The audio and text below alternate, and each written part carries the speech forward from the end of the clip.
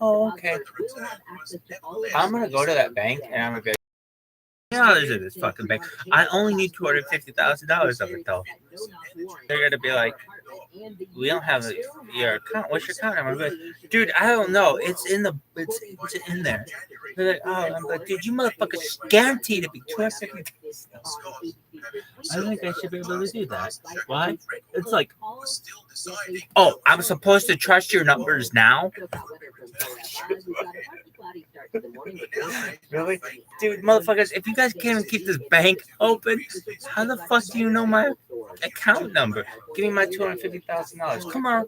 I don't want the 100 million, just the 250,000.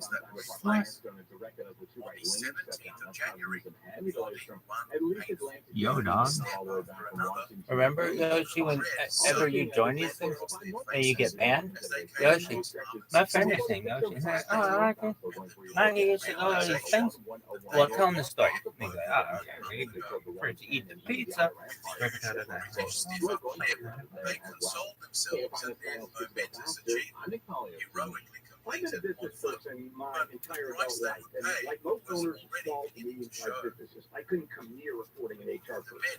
If there's any answer. With Bambi.com, you get a dedicated HR person to help you with all of your HR issues, and that starts at $99 per month. That's it. With Bambi.com, I can KFI under the radio drop-down when you sign up. I want credit. It's spelled BAM, B-E-E, BAM, B-E-E, Bambi.com. During the Staples, That's not the same, yo.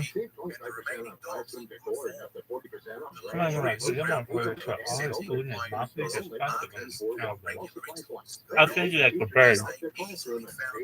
This report is sponsored by Cadillac of Beverly Hills. Cadillac of Beverly Hills. The free no charge maintenance package with every XT4, XT5, Cadillac Beverly Hills. over till Saturday. At Cadillac of Beverly Hills, there is only one. CadillacBeverlyHills.com. The cultural icon. This guy's so boring. I like the other guy. No possible. As I said, a special brand of profound and brutal honesty on topics like romance, success, failure, and more. You can't sit back and say, I'm going to win this game and not go to practice. You still got to play that game. Faith and your mind is just not going to make it happen. Listen to Ice Cream Daily Game on the iHeartRadio app or wherever you get your podcast. Hi, I'm Kyle at Blindster.com. Since 2010, Blindster sold millions of custom blind shades and sweaters for satisfied customers across the country. With 20,000 five-star reviews and an A-plus rating from the Better Business Bureau. Custom blinds at low prices and free shipping. Blindster.com. Blind from the Hayes bedroom, another central night. Serious Ron Steve has been struggling with his future. His wife Michelle is trying to leave the rain, but Cheryl throws an elbow. He's leaving for the couch.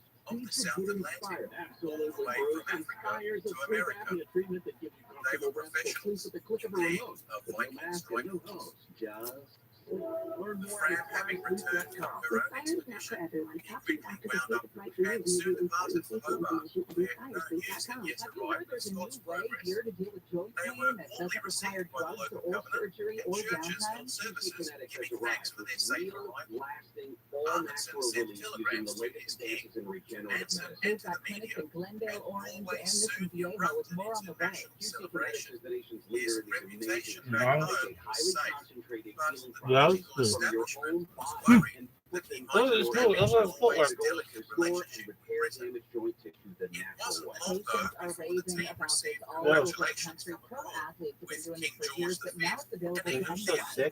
Sending their well wishes. Some elements in the Gosh. UK, particularly Scott's backers, If you've were got publicly pain, upset arthritis, or at what Really? they expressed as the steroids dirty and trickery surgery of are the your only Norwegians. option. Hey, sex beast. Wellington, on the other hand, was well pleased. Remember when everybody said you were cool in Now Mr. Beast? in Glendale, Orange, and Mission Viejo, call for free consultation. 213-997-PAIN, 213-997-PAIN. Fram eventually sailed on to Buenos Aires, where she was to be refitted at the expense of a ring. Pray.com's Meditative Spirits podcast is the best way to bring God's perfect peace. Hey, Meanwhile, Ahmed sent Hey, the girl Paul. on a whirlwind tour around the world, giving what were to him painful lectures to packed out audiences wherever he went. It was while in the United States Yoshi, Robinson received you found my producer. news Come. from Scott How are you? about his fate.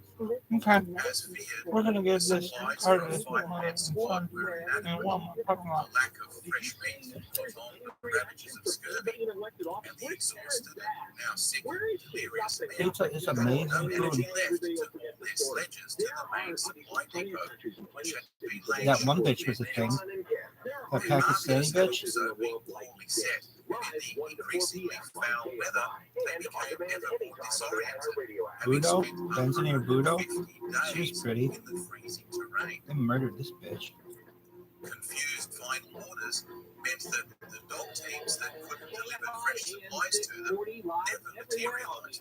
So, run by run, Scott's brave companions succumbed to their deaths, stoically writing their journals to the bitter end. With Scott, the last to die, even addressing parting words to the British public, snatching what has been described by some historians You like her? as a martyr's victory out of the She's jaws corrupt. of defeat. Oh, juice it up. I am so sorry, The Jim. British I am public so sorry. went into I mourning, only and even saw the normally an reserved exclamation Amundsen point was on the side stunned of by the the. senseless loss of such Oh, brave on the side of the men. cup? Yeah, and I Despite did, some and then you were talking on the useful straw, scientific and I just the thought it. I monumental really did think it disaster said suck it up, highlighted a failure of but it British said light doctrine, it up, which I logistics, guess that's and a free ad understanding now of the for terrain, juice it up. made all the more jarring by contrast with the clinical efficiency and success of the tiny Norwegian expedition. It was an Man, is really embarrassment cartels? that could only be expunged by What transforming the fuck? it into Is a that an symbol of ibis or heroism something? for heroism's sake. The tragedy was soon spun into a myth of the doomed hero who did things Lunch on the way, bench? the I'm noble getting way, jealous. whose I'm endurance not and food ultimate talk. sacrifice was attributed to external factors.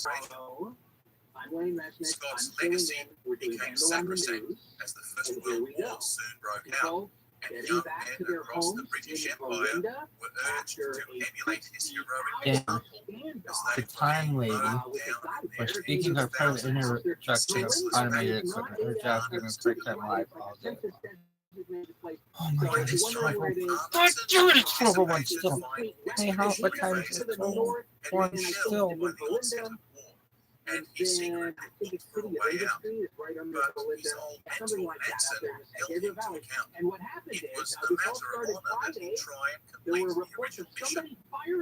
The Fram was by now That's tight as fuck. useless after years of neglect in Buenos Aires, but Amundsen's Man using a bit of hand sanitizer to stop a snake from biting its own. Hey kids, it's a snake biting its own ass. Kids, it's a snake biting its own ass. Kids, it's a snake. It's like it's sucking its own dick. Snake biting its own ass. Yo, dog. What was going on is the guy was dead by his own. The Maud would fulfill his promise So they and drift have with that the ice pack figured for out. 7 People long imagine years, having to be though it taken out of too, your house, like evacuated Manson's from your attempt house so long ago, would not end up drifting for across the days. North. I bet they're At those this people are time, happy to get back Amundsen to their also homes. became How people obsessed set their with the time latest away. technology of the day, 7672676. even earning his pilot's But license, then we're mortgaging very the last upset of his assets that into people an were coming aircraft he to I was hoped about would to be raise the this first to because I fly could across tell. the Arctic. In They 1923, with Maud's cruise coming to an end, barely Amundsen, have having had a honored his chance promises, to get out of their homes, escorted the dig ship out for of their repairs homes, have and their left road the completion open of the to them, expedition to and subordinates, visitors were while then he allowed returned on to the highway. Norway to face fresh financial If you look demands at of a new community like creditors Big who Bear, had backed the his aircraft businesses there research. are freaking He out had because planned all of to a fly sudden they his haven't been plane able to over be the open Arctic for a Circle while because in of all the yet snow. So another of course first. they want the visitors But back the in the plane Oh, air. crashed and it's during gone. trial. It was now back to square Go one. up so you can read The that. public were not impressed. Just shows after he's like hack kicking it back on. So what are you doing? Publicity Give stunt. us a break, Said let he's us now get back on Rabbi. board, and As a then has-been who reopen didn't to know when visitors. to quit. And you know that there are going to be sailors that want to go up there and see just how Bailed bad out the of their snow was. sponsorship. And Norwegians it's were a tough those lot. people that are They making it expect a tough lot for from the their people who heroes. live there. You know, it's a His delicate private life balance was also between in the chaos. businesses. He had never married and had only maintained peripheral relationships that perhaps and the outweighed challenges outstanding that emotional there debt have to going the on people who had now. taught him so much.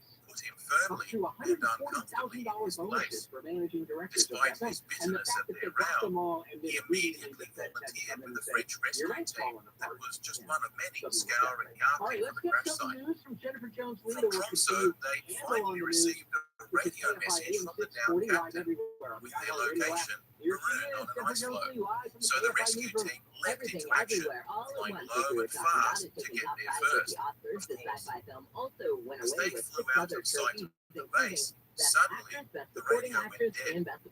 Amundsen and his crew won for the Oscar for vanished. Best Actor in a Leading Role. A frantic search was now mounted for them too, but all that was ever I think the recovered most was one important of the thing is floats of the inclusivity gas and tank. more women. And basically Amundsen just had gone the more way women of his anywhere, Viking ancestors, anytime, all and at once. back to the Who won only the Best home Supporting he Actress ever Oscar was a knew. hit in the media room, even slamming those reporters So, who covered the what show can we say virtually. about By the way, the Amundsen virtual and people his don't get ongoing They legacy? don't get the food. His They don't get remaining friends water. described him as They're at honorable home. and Their kids are straightforward. screaming. He had Curtis also himself mentioned once their joked parents. that Tony he Curtis was and a hard John Lee, man both to of whom like. were nominated for Oscars. Contemporaries Number one. described More people have been He arrested had a in gift Riverside for County in making connection the with the difficult fatal seem shooting of a easy. man in Los In a Angeles world Cresta. where the Near converse, Marietta, the making man was easy killed late things last seem month. One difficult, guy was was the arrested formula about a for week becoming a later hero. during a traffic stop Yet, in despite Moreno his Valley. relentless pursuit of OC excellence, Animal Care he is could not never even balance his own around. checkbook. There are a few dozen Amundsen's cats from a obsessive attention to lawful detail, sporting case ready for minute adoption. The perfectionism, 46 were captive hard to kittens were found to be romanticize. crammed into a His single books apartment. were never OC Animal Care bestsellers, said after multiple but where conversations about previous 4 living Arctic conditions last explorers week, had owner left their agreed to hand members them of over to the madness, shelter. starvation, Team and first death. evaluated the cats, He and the brought majority his were found to team be in home, good health. The first alive, 35 have been released for victorious, adoption. and fatter Adopted than was they left. as shy at first, He but showed warmed up that quickly man and had could friendly, value gentle both modern personalities. technology OCAC and says last ancient year more than wisdom. 200 cats and That the kittens were hubris of removed during multiple civilization hoarding cases. was to In Orange assume County, it could hoarding overcome the conference power of verified And nature North Korea's rather K-1 than news have the agency humility says the to country adapt has launched and 2 operate missiles from a calmly. submarine in the Sea of Japan. He was a North man Korea's straddling military says the two missiles epochs, traveled more than but 900 also a miles and hit their restless target soul who precisely. was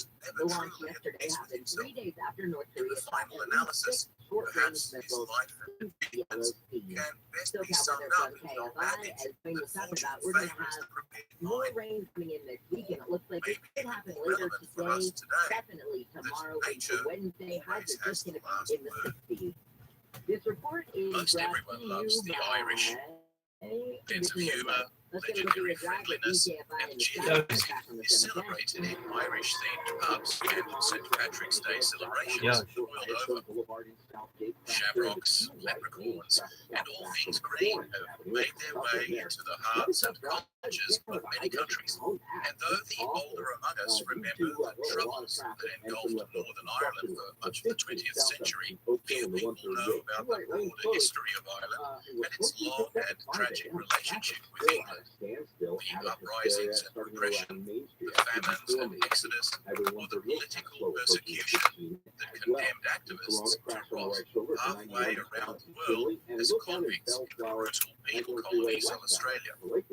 In this video, we'll take a brief look at Irish history, its complex historical relationship with Britain, and as an interesting aside, a little known, though extraordinarily daring breakout of many political prisoners from one of colonial Australia's toughest convict prisons.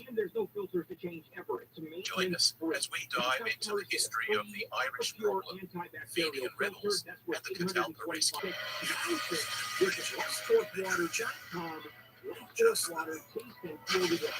Hi, I'm Tireless, Leinster.com. Want to save big on custom footwood blinds, shutters, cellular shades, and more? Shop Blinds While the today and history save of up to Ireland can be 50% said over to go back comparable blinds from thousands of brick and years, mortar stores. beyond Get the custom Bronze blinds at Age low and prices into and the free distant shipping at Paleolithic, Leinster.com. our story begins in 4th century Hibernia, a mysterious land beyond the edge of Roman Britain. Like the pigs in what would become modern Scotland, the natives of Ireland were a mysterious and ancient race of warlike Celtic people who lived in tribal communities, organised into family clans, and ruled by chieftains who, advised by their druid priests, vied for territory and power, much like everyone else at the time, alternately raiding and trading along the Roman-held coastline of Britain and beyond. By this time, Rome's power was beginning to contract, and this isolated backwater at the edge knowledge of the known world seemed not to be worth the trouble of invading. Despite this, Rome was nevertheless still exerting some cultural influence through its trade networks, and with it, an influx of adherents of the growing cult of Christianity. Some sources suggest that these earliest Christians may have come across to Yo, dude, pick a fucking tournament challenge, dog. Call your bracket, dog. who frequently attacked Call your bracket, dog. western fringes of the empire. Like Yo, dog. Hey, fantasy.espn.com. Fantasy.espn.com. Alright. Bama. Duh. Easy pick. Now, no story about the Oh, Irish everybody, I think I'm gonna pick a look. touching upon its greatest Psych, celebrity. West Virginia. So, if you're new to my channel, The 12-5 always went. we College go of Charleston, down go this fuck first up. of my usual rabbit holes. Virginia. The story goes This that is straight Patrick, over. the son of a Roman official in what is today Western England, Baylor, was UCSB, maybe over Irish Baylor. pirates and spent 6 All years as a kid, slave. we are picking upsets all day long. It appears that while Princeton in over bondage, Arizona? he No. was exposed Purdue? to Christian teachings Memphis? among the small group Memphis? that was already established there. Dookies. And in his own Oh, later fuck you. writings, Oh, he Roberts, tells us fuck that you. at that time, he began to Tennessee. receive visions of saints who Kentucky. guide his eventual escape back home.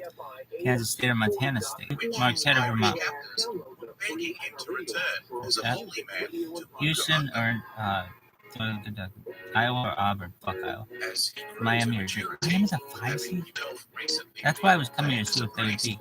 This last vision lay on him repeatedly, Iowa such State. that he felt compelled to travel back again. It's But in 11-6. his new mission, Yeah. he faced the Why I hate hostility fucking of Iowa. both local pagans Xavier, and Kansas established State, Christians Panther. alike. Penn State, they're pretty good.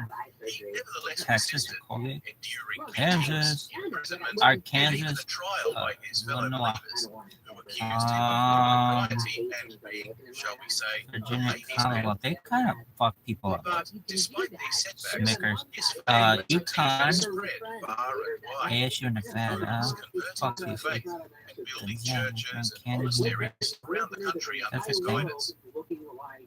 Northwestern Youth, that'd be a big school. One legend concerning St. Patrick I might have to is take that on he used Grand to Canyon chaperone on this his bitch. three leaves. How about teaching Northwestern, the nature Boise of the State? Holy Trinity, which in time forever cement the Northwestern symbolic sucks. identity of the Clover Boise State Church sucks. and the Green of Ireland under his Alright, name. dog. That's great. Now what? Another legend, or set of legends, Did you do the next one? emerged centuries after his death as Next. the pious saint Go. fasting and meditating on a mountain How you do for it? 40 days, as you do. Okay, When he was then set what? upon by venomous snakes in Virginia? one version, and black Then demon what? birds in another. Damn, you got 11 points. Then NC State? In both versions, Gotta he believe. chases them off into the sea, banishing them from Ireland Missouri over forever. Arizona? No, maybe not. Or don't? Here's the thing. Unfortunately, So the whole Tennessee over gives that Duke? the story was pilfered from Except for the Kansas hagiography State? of another later Irish Michigan saint, State. Columba, who actually preached the gospel in Scotland. Over Marquette. Was the blood great Auburn. as tourist attraction. We're going Miami. As if that wasn't We're bad going. enough, Oh my paleontologists God, and I'm gonna go there. archaeologists have also Wanna go to burst the Xavier? No. proverbial bubble by confirming that there have been no Alright, significant Texas. reptiles in the Irish Kansas. fossil record since at least the last ice age, which means, of course, that either the Yukon. church has been pulling them all over our eyes, Dude, get that 14 Grand Canyon in and the there. geological You mojo aqua. to banish Aqua, fossils as well as aqua's fire gonna snakes. Did I mention they Um, Never mind. Okay. What the Something fuck? purely miraculous. Yo, dog. And possibly his You're missing predecessor, something. Palladius, with You whose state. alphabet and for You codifying don't. many of the laws that had hitherto been Arizona. passed down only by Bama. oral tradition. Yo, dog. Their work went a long way to establishing some of the earliest and most active Yo, dog. monasteries How in the Western fuck are you Europe, supposed to do this, of dog? which a range of artistic and literary masterpieces still survive, and from Okay. which, ironically, So Alabama's going to Arizona, now travel and Michigan State's going to beat back to Purdue, the continent during the early and Middle who's going to win Ages, it all? when Roman society had all but collapsed. You're taking a The no. nomadic invaders Miami over them and Aqua. You got Aqua in this bitch? Yeah. When he died in All right, now what? 961 at the age of 76, Still need 8, dog. he was bishop and Yo, bitch. Somebody be like, Hana, who do you have in the lead 8? Hana, who do you have in the lead 8? Hana, who do you have in the lead 8? Yo, bitch. Are you done? Oh, dog. Okay, final 4. You got Michigan State over Alabama? Miami, Michigan State? And you got Michigan State? No, don't change it up. All right. Then you got Michigan State over Miami? This is the worst bracket ever.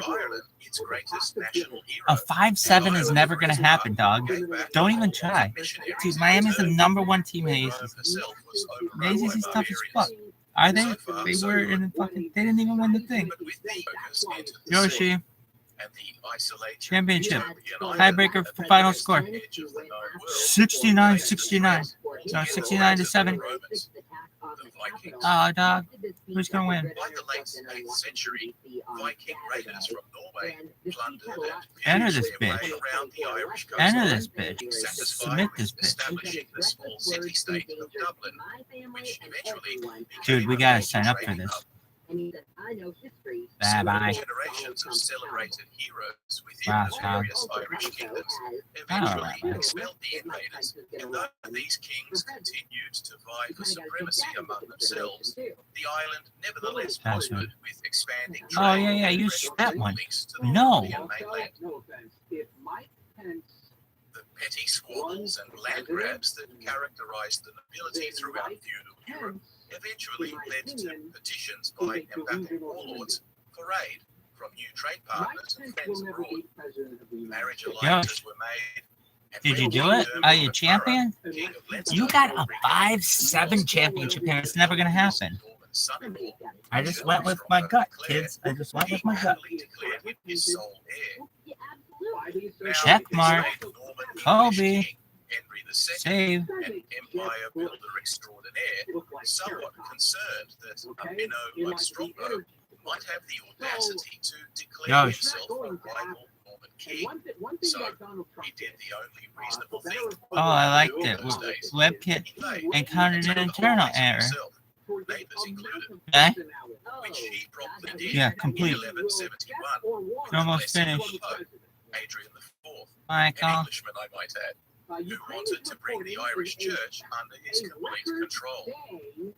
Mind you, Henry was still carrying the stigma of I love Fallout brackets. It's like my favorite time of the so year. if handing over the Really? entire Yeah. Church of Ireland was going to buy him I one time picked a complete Final Four perfectly. Really? Yeah. Thus, Henry became the first English king to set foot in Ireland, and with his own Norman troops, he now took much of the rest of the island Yo, while dog. they were at it. The king subsequently naming his younger son John as Lord of Yosh. Hibernia. Poor old Henry, unfortunately, ended up having what you might call some significant family problems. Yoshi. So, when John, the archetypal bad guy, Favorite NCAA team? so much grief, Oh, unexpectedly Yeshiva University. became King of England in 1199, the lordship of Ireland now fell directly under the English crown. And that's where all the trouble Yo, began. dog, send it. And I don't mean Look at just dog flew in Ireland. right. Thank you for submitting the survey. That his own barons Congratulations, your failed pick has been not saved. to sign a document limiting the Give me this monarch's fucking absolute app and let's powers. get this motherfucker rolling. Precedent that Let's see how this sick I am document, with my Magna picks. Carta said, Bitch, I'm gonna have all the picks. I'm gonna be like, oh, man, hey, come on, Miami, you fucking, come on, you fucking arcade. They're so sick. Really? Dude, that's crazy that there's no. But for the Irish, at least, it was going to be a long, dark Oh. struggle back to the light of self-determination. You're picking Michigan State to win the whole thing? Centuries, English kings Should have picked tried to Purdue. consolidate their grip on Ireland by alternating between bribing and battling the native Irish lords of the countryside. Purdue sucks. But they were also Yo, dog. particularly keen Ask to Gap erode not the to check. influence of Log in, dog. isolated Norman lords, who, with their guilty extended families, still posed a threat to the control of London. These integrated Hey, Normans ESPN were Fantasy. themselves drawn at times Hey, to ESPN assimilate Fantasy. Irish I'll give you an counties ESPN that were Fantasy. still No, no, no, no, no, no. others to maintain their own distinct organisation. Oh, create a bracket. Such that the country was engulfed for some Dude. time in continual strife and disorder. This thing's locked in. How did you pick UCSB over Baylor? God damn it. That's a dumbass pick. That is a dumbass pick.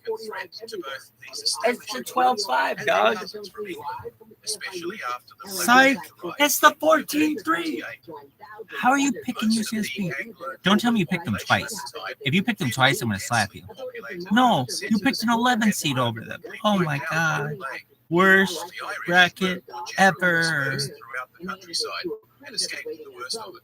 And the United States suffered By a the big end loss of the at home 15th century, and on their own with turf. England The war completely baseball practice. distracted. Dude, you should. Oh, dude. Oh, dude. Dude. Dude. Dude. Dude. Dude. Dude. Dude. Dude. Dude. Dude. Dude. Dude. Dude. Dude. Dude. Dude. Dude. Had regained the entire island, with the exception of the region Dude, around you can Dublin, redo it? known as the Pale, outside of which the air is red. Uh-huh. A series Uh-huh. of brutal Uh-huh. and bloody wars Uh-huh. followed. Uh-huh. Irish fortunes waxed and waned, Georgia. more or less Iowa, his father-in-law, fuck you. Hugh O'Neill, Wow, they're number one. managed The to first seed. unite Oh, the Gaelic okay. clans under an All Irish about Miami. confederation. Washington State, Villanova, A number of brilliant early victories, Michigan. but they were LSU. eventually forced to change We're gonna tactics, take bail Princeton, out their Gardner besieged Webb. Spanish Why allies, not? and were gradually Not down Psych. by the English strategy Us. of scorched earth Iowa colonies State, and ethnic cleansing of the local Catholic population. Tennessee, Tactics Iowa that State, were reinforced by North colonizing Carolina, vacated regions Raids, with Big Protestant Shootout, English and Scottish immigrants. This project Yo, dog. cemented English control Round of throughout the 32, world and asserted Virginia the Tech. English language, Tennessee. customs, and Oh, significantly you're taking North Carolina, Ohio Protestant State? religion as the No, law of the Psych. land. The destruction of How about farmland in the Psych? south Psych. central Psych. led to a widespread famine that killed upwards of Psych. 100,000 civilians, Iowa, forcing the capitulation of their leaders and the Texas. annexation of long-established English loyalists in and around the Yo, land, dog. who historians have labeled the Old English. All right, now what? There was quite a lot of dissent because they were themselves Catholics, just like the Irish, and were hopeful of maintaining both their shared religion as well as their privileged relationship to the crown. But in Protestant Tudor and later I'm on trying to see Jacobean anything. England, despite assurances, this was never going to fly, and the New English, that is to Yo, say, dog. Protestant All right. settlers, now pouring into the devastated north, quickly gained privileges, status, and power that You're taking completely all the one supplanted seeds? their established allies around Dublin, pushing them into the bosom of their Gaelic neighbours. Despite still controlling the bulk of the states throughout Ireland, Catholic lords were now neutralised. Dude, it's hard to go against Gino. Parliament by new laws that favoured Anglican immigrants, and they were additionally required to pay hefty penalties and taxes for not attending Anglican church How do you services, do this? while abiding the ongoing confiscation of their lands to make way for expanded settlements granted to foreign colonists. Eventually, this blatant discrimination blew up into a number of new rebellions, You really think UConn's gonna lose in a championship? perpetrated by Christians of all persuasions. But when England itself collapsed into civil war, a new confederation of Irish Catholics Yeah, maybe. of all ethnic backgrounds, led by yet another couple of O'Neills, at one time even sided with the English King Charles I against his Yo, dog. parliamentarians. Share your In pick. return for Your pick. guarantees of equality and Create a new backup. legitimity that Charles cautiously You can create to granted, 25, then dog. quickly rescinded a We'll be number here of all day times, doing this. depending on his fluctuating Yo. circumstances. Things, Okay, as now we do- know, now do one with your heart. went poorly for Charles and his royalists, and the Irish Confederates too began to split into opposing factions that fatally weakened their position. By 1649, Charles had lost his head, and Oliver Cromwell decided to invade Ireland to mop up whatever royalist forces remained and to solve Who would win, a once bull and for all versus a... I don't even know what they are. Who would win, a fucking Sooner or what? I don't know what they are. A Bruin or I don't know what they are. Fucking Robin or something? Or China? Something? Is this men? Scotsman James No. I was bad enough. Creighton? This was nothing compared to the religious Arizona. maniac Oliver Cromwell had in store for Matchup them. preview, Yosh. His new Tight, dog. That was so tight when Mikey was telling us about the matchup preview. And it was like, oh, let's all suck each other's dicks. Say that, across fuck. the entire country, burning everything in their wake, which provoked suffering famine. God damn it, By the Sugar end of Chum. the God damn it. conflict, hundreds of thousands Hey, of Washington people State. perished No. of starvation and disease. A third of the Alice. entire population of Ireland, most of Oh, them Virginia were Tech. unarmed peasants and had barely recovered from the plague of preceding centuries. Yo, dog.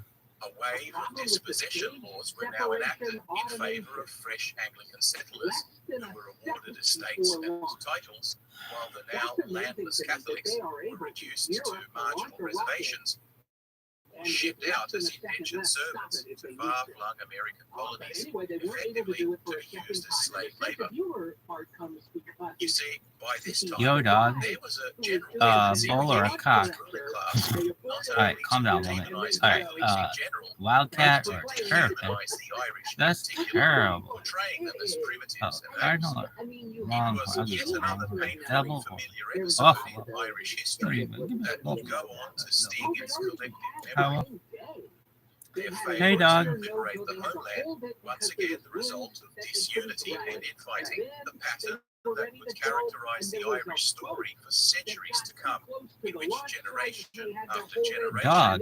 would rise up in rebellion, That was so only to sick. flounder through ineptitude, Dog. disunity, and now increasingly Dog. espionage and subterfuge by British agents. That was Nationalistic so attitude was nevertheless exacting a sick. toll on the British treasury too. Dog. So when in 1691 Dog. yet another uprising occurred that supported the rebel Dog, are you done? cause, Westminster finally offered Oh my help god. because the English currently had bigger Oh my problems God. brewing in France and other countries. Dude, The you have exhausted Catholics saw this You as have a real 2 victory, women's. but they were quickly shown to be Alright. suckers because within the Now next do a couple smart of years, the Irish You kinda went Parliament with your heart, not comprised voted essentially of minority Anglican MPs What do you really doing think's gonna many laws that were even more draconian than any that had ever preceded them.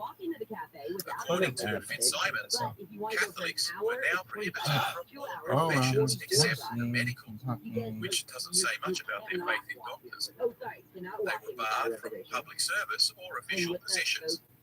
Children could only be educated by Protestant teachers, and moreover, this couldn't be circumvented by sending your children offshore, which I was bet also you illegal. it's like a game. You just did Bears in Miami. From participating in trade or commerce And you got him in any the championship. Now, they were Cool, disqualified from holding leases of land. Let's do a bunch of them. 31 years. And then just fucking, we To got add a bunch. insult to injury, So it's like, they what were else? forbidden to inherit Yo, land from Protestant relatives. Snickers. Nor Yo, could they TCU. legally possess a I horse like that. with a value No, of over 5 pounds. We and really could love his Grand literally be Canyon. unseated by a Northwestern. Protestant and forced You went to to accept Asheville. 5 pounds Oh, for you a might have horse, to pick them. even This if is it was crazy. worth I 10 didn't know. times more. All right. Catholics who converted to Now the what? Protestant church would legally Yo, sue dog. their parents for ongoing maintenance and would instantly become the owners of their parents' property, reducing them to tenants for life under them. Catholic priests were now Watch forbidden it. to Oh, celebrate so you're gonna Mass Purdue win this under one? severe risk of Yeah, penalty. let's have Purdue. But So if they recanted to become Protestant, they would be given a stipend for life. And to top it all off, Catholics were now officially banned from sitting in Parliament, which was basically just a mouthpiece for London Yo, anyway. dog. Now, it wasn't just the Catholics that were under the hammer and feeling like outcasts in their own land. By now, hundreds of thousands of Scottish Presbyterians and other minority religious dissenters also came under censure by the Anglican establishment, despite their nominal Protestantism, because their Calvinist doctrine Worst was out of step with championship the Orthodox faith. ever. Though they could still sit in Parliament and enjoyed some freedoms denied to Catholics, they were still subject to the onerous penalties and Yo, taxes dog. levied on anyone not of the Anglican Church proper. Create a joiner group. Now, I have if no there's one. one thing a Yo, Scotsman change hates, this though. it's being parted Change from this his one though. money. So Final this Four had the effect championship. of not only That driving is 6 many months. of them into closer relationships Why? with their Catholic neighbors, but also prompted the immigration of approximately 200,000 of them to Oh, America yay! by So she's singing 1775. it. Yay! There's this one. And Domestic outcome of 1668. those left behind Yoshi. was that the delineation of national identity in Ireland began to shift significantly away from a purely religious one. Ironically, all the attempts at forced Anglicization of the Irish appeared to be backfiring, as many new Protestant immigrants instead began themselves to adopt an Irish national consciousness, much as the Norman Old English settlers that preceded them had done in the Middle Ages. By 1776, the American War of Independence was in full swing, and young Dude, men create a new across graphic.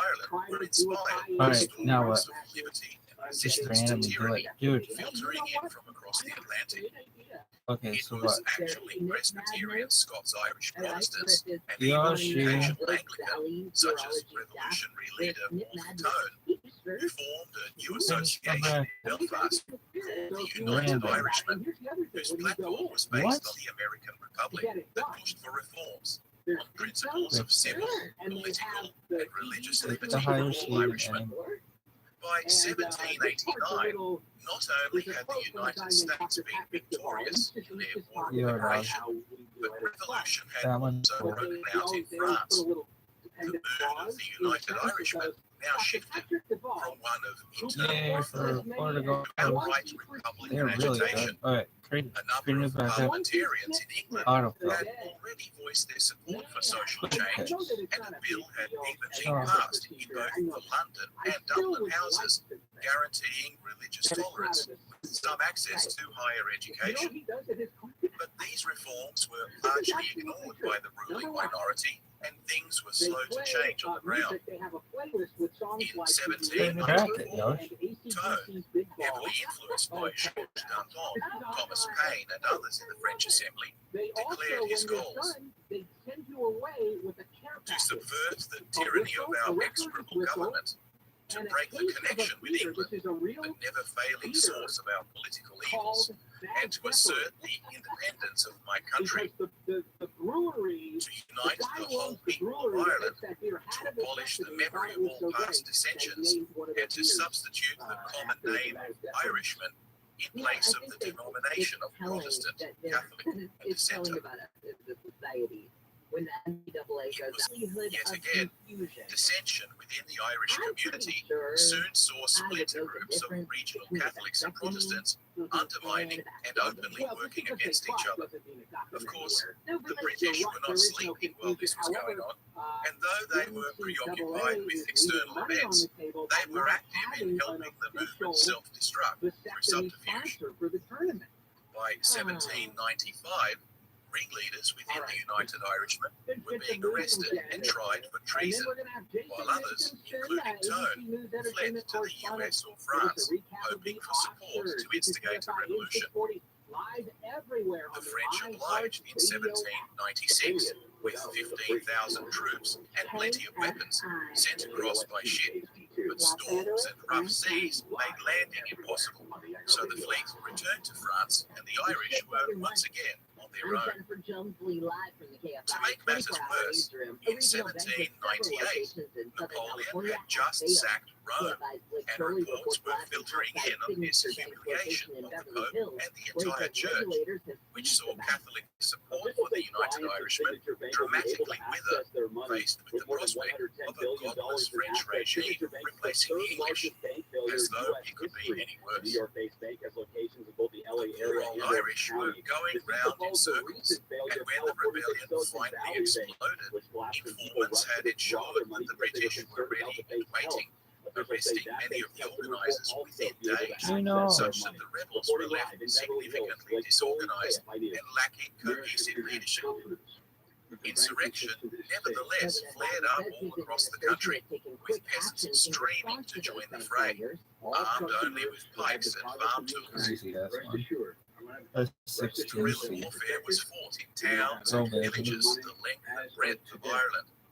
The revolution came to a head at the Battle of Vinegar Hill, and though the Irish farmers were soundly beaten by seasoned British artillery and light infantry, Lord Castlereagh, Chief Secretary of Ireland and an active combatant during the campaign, commented on the valour of his enemy, despite their being severely outgunned. I could never have believed that untrained peasants could have fought so well.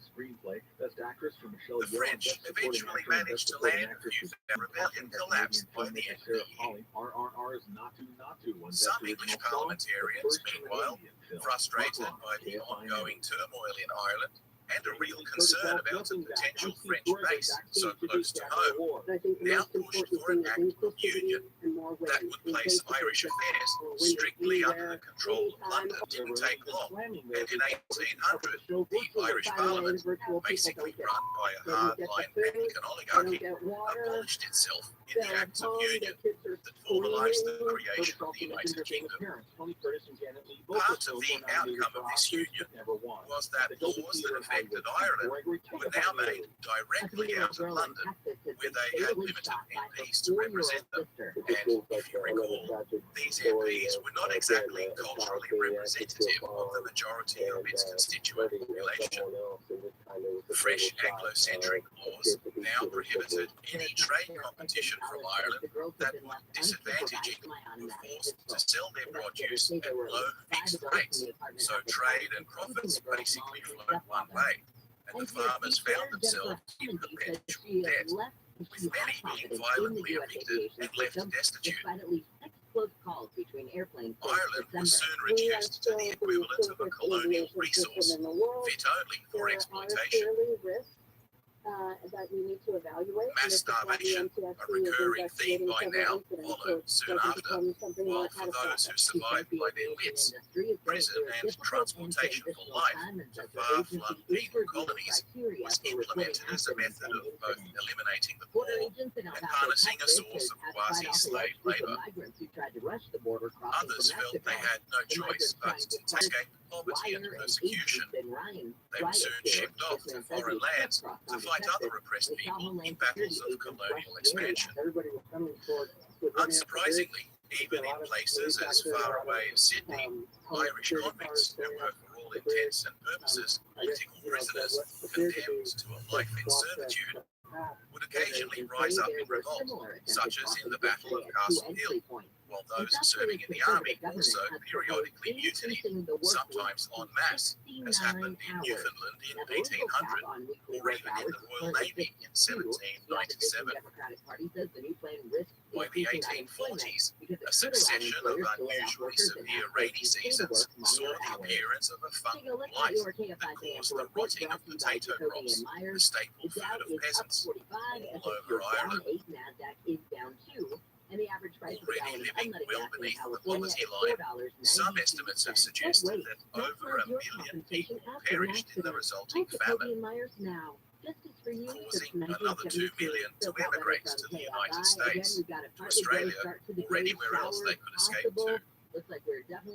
Though the government strenuously denied it, eyewitness reports abounded of thousands of tons of crops being shipped to English markets every single day by opportunistic estate owners cashing in on a sudden trebling of prices while the population starved on the docks. Appeals and protests quelled by troops, while influential English newspapers, fully aware of the scale of the disaster, passed off the famine in Ireland either as divine punishment for their own wickedness or otherwise as not our problem. The media typically portrayed the Irish as drunken, unruly and ape-like, in contrast to other Britons, whose noble duty it was to rule and civilise them. Charles Trevelyan, head of the UK Treasury and chief of official government relief operations, was reported to have said that the famine is simply a mechanism for reducing surplus population.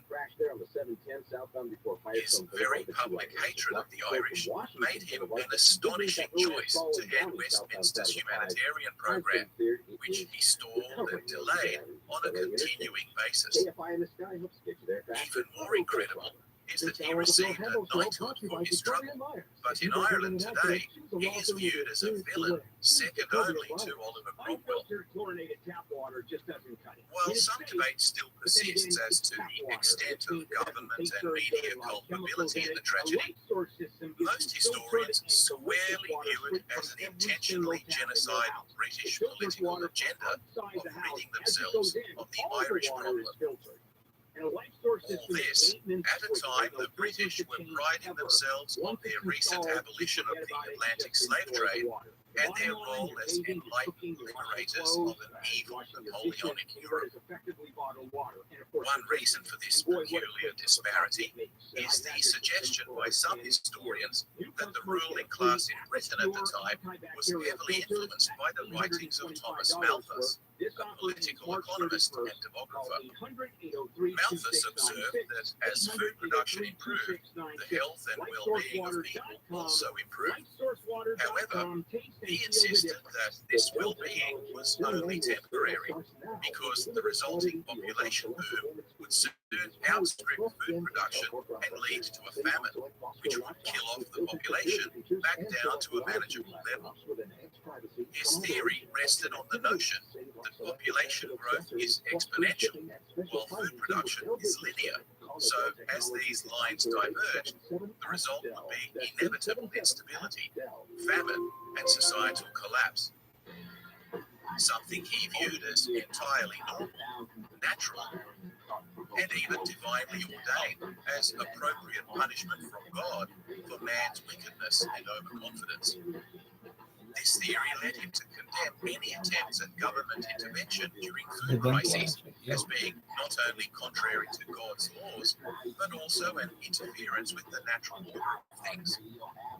Trevelyan was an ardent student of Malthus, so his policy during the famine is therefore no surprise. Likewise, both Charles Darwin and Alfred Russel Wallace also studied his works extensively and were significantly influenced by them. Malthus wrote his seminal treatise in opposition to the growing positivity movements arising out of the French Enlightenment. All this nauseating continental optimism was offensive to him, and his essentially morbid treatise found wide support among the insular landed gentry, who increasingly applied the emerging doctrine of what would come to be known as survival of the fittest to their own estates and businesses. The fact that Malthus failed to predict the Industrial Revolution, factor in the multiplier effect of new technology on food production, as well as the reduced birth rate that accompanies urbanization, has eventually seen his theory become discredited, but its prejudicial application against the destitute and hungry caused much preventable suffering throughout the United Kingdom, not just Ireland. Unsurprisingly, the backlash wasn't long in coming, with the emergence of political activism among the poor in the form of trade unionism. Karl Marx was lapping up the discontent and, with his mate Engels, travelled around England liaising with Chartist protesters who were calling for major political reforms to benefit the working class. Much of his later socialist theories grew out of his experiences in London, where he took a stick to Malthus, blaming poverty not on overpopulation and limited resources, but instead on class injustice and exploitation. Socialism was born, and the English were now copying serious blowback as public opinion shifted sympathies significantly towards the Irish. What have I missed? To highlight the absurdity of the ruling elite's attitudes to the catastrophe unfolding, the Ottoman Sultan Abdul-Majid I, a firmly pro-European, progressive Muslim ally of Queen Victoria, was so moved by reports of the famine that he transferred £10,000 in cash as humanitarian aid. But British diplomats in Istanbul warned him that since Queen Victoria had herself only donated £2,000, it would be seen as a diplomatic insult So they advised him to reduce his aid to only £1,000 in order to avoid a scandal. He nevertheless clandestinely sent several ships laden with food and supplies, which apparently had to run the gauntlet, passing major Irish ports to offload them in Drogheda, whose grateful citizens commemorate his act of charity to this very day, even twinning their football club and its colours to a Turkish one. Not surprisingly, those few emaciated Irish that were too weak or destitute to leave, and frustrated at yet a further reduction in Catholic voting rights despite their nominal emancipation, began to agitate for a repeal of the union with Britain altogether, and reignited the previous generation's dreams of home rule as occasions were formed throughout the country, such as the Young Ireland movement. Pamphlets were printed, and orators such as James Fitz-Naylor and James Stephens began calling for armed insurrection at a time when the whole of Europe seemed to be exploding into open rebellion against autocratic rule. From Paris to Vienna, Copenhagen to Bucharest, from Budapest to Amsterdam, a springtime of nationalist revival, liberal ideas, and revolutionary demands for democratic reform was sweeping the continent and threatening to topple monarchies like nothing ever seen before. Irish nationalists joined the fray, but like much of the rest of Europe, their poorly coordinated and poorly led insurrection collapsed almost as soon as it began. Emaciated peasants being no match for professional soldiers, armed with artillery and state-of-the-art musketry. Britain quickly passed new sedition laws, banning freedom of speech and criticism of the government of any kind, whether in print or by mouth. Dissidents were rounded up and typically received a death sentence, or worse, the now familiar transportation for life to penal colonies, where hard labour and a miserable death awaited them. Some agitators, such as William Smith O'Brien, nevertheless managed to escape their hellhole in Van Diemen's Land and legged it to Europe or America, where, along with enigmatic figures such as John O'Mahony and Michael Doherty, would go on to form Irish fraternal organisations, complete with news after a mythical clan of poet warriors from ancient Irish history. Stephens, now a persona non grata, managed to abscond to Paris, where he was absorbed into French intellectual and literary circles, and exposed to egalitarian fraternal societies such as the Freemasons. Here he began to formulate the idea that if Ireland was ever to attain its freedom, its liberators needed to infiltrate the British system by emulating the structure and mystique of these secret societies, which had apparently played significant roles in the liberation of the United States, France, and practically most of Latin America from oppression. He quietly returned to Ireland 6 years later and travelled the countryside incognito, preaching to small groups of gathered patriots, eventually forming what came to be known as the Irish Republican Brotherhood, and setting up a system of independently operating circles, each with limited knowledge of their superior chain of command, in order to safeguard operational secrecy. By 1860, Dublin already had 16 circles of 820 men each, an underground newspaper with circulation in the thousands, and a solid relationship with the American Fenian Brotherhood, which made plans to ship arms, cash, and men back to the fatherland for the mother of all rebellions as soon as Stephens gave the word. But then the American Civil War broke out. The Irish, loyal to their new home states, joined both the Union and Confederate armies in their tens of thousands. Typically, they formed Irish regiments on both sides that were, at times, pitted one against the other in horrific battles such as Fredericksburg, found the biggest regret. with some estimating casualties among Irish combatants to have been in the tens of thousands. The Irish also contributed no less than 18 generals to the leadership ranks of both armies. These refugees from British tyranny, rarely settled in their new homeland, were now fighting brother against brother in America, instead of liberating their homeland from the English. Stephen's dream of a general uprising would have to be shelved till the war was over. Meanwhile, the English were hardly sitting idly by, and their espionage network was soon aware of the Brotherhood, though not of the identity of its key leaders, nor the size of its actual membership. For now, the circles were holding. One of the key objectives of the Brotherhood was to recruit Irish soldiers currently serving in the British Army.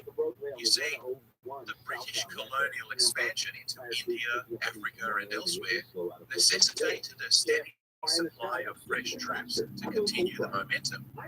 So the government relaxed the ban on Catholic enlistments, and many young Irishmen who were otherwise starving or unemployed joined out of sheer desperation. Stephens believed that if these men could be convinced of the righteousness of the Irish cause, they would defect at the appropriate moment, and he would not only have an instant army of veteran patriots, professionally trained courtesy of Her Majesty Queen Victoria, but the English themselves would lose a large chunk of their army in the field, causing panic and disorder. Now, this It was is from wrong. these ranks that a number That of women don't have the senior same leaders were recruited. autofill options as Purposes men. of our story, That's a fucking couple of key players are worth bringing up for special I'm really mention. surprised ESPN with this John fucking Boy, a schoolboy at the time of the Great Famine, inflation, while he himself was physically abused by his Protestant schoolteacher. Vowing revenge, as soon as he was 18, he left Ireland to join the French Foreign Legion, hoping to learn the trade of soldiery from some of the toughest in the business, eventually returning to Ireland and becoming one of Stephen's key officers. There were also Dennis Duggan, John Flood, and Jeremiah O'Donovan Rosser, all of whom became key members of Stephen's inner circle. There were now thousands of soldiers throughout the empire who had taken a secret oath to join the Brotherhood. The more active recruiters among them in Dublin, a journalist and writer, who had joined the 10th Hussars in Dublin. His family had connections to a number of previous failed uprisings, and many of his classmates had died of starvation during the famine, so he was certainly highly motivated. Sergeant Thomas Darragh, a decorated veteran of campaigns in South Africa and the Chinese Opium Wars, and Michael Harrington, a decorated veteran of the 61st Regiment of Foot. From the same regiment, there was also Bob Cranston. While in the feared 5th Dragoon Guards, there was James Wilson, a decorated veteran from the Indian Mutiny. He was soon joined by his good mate Hogan, also of the Dragoons.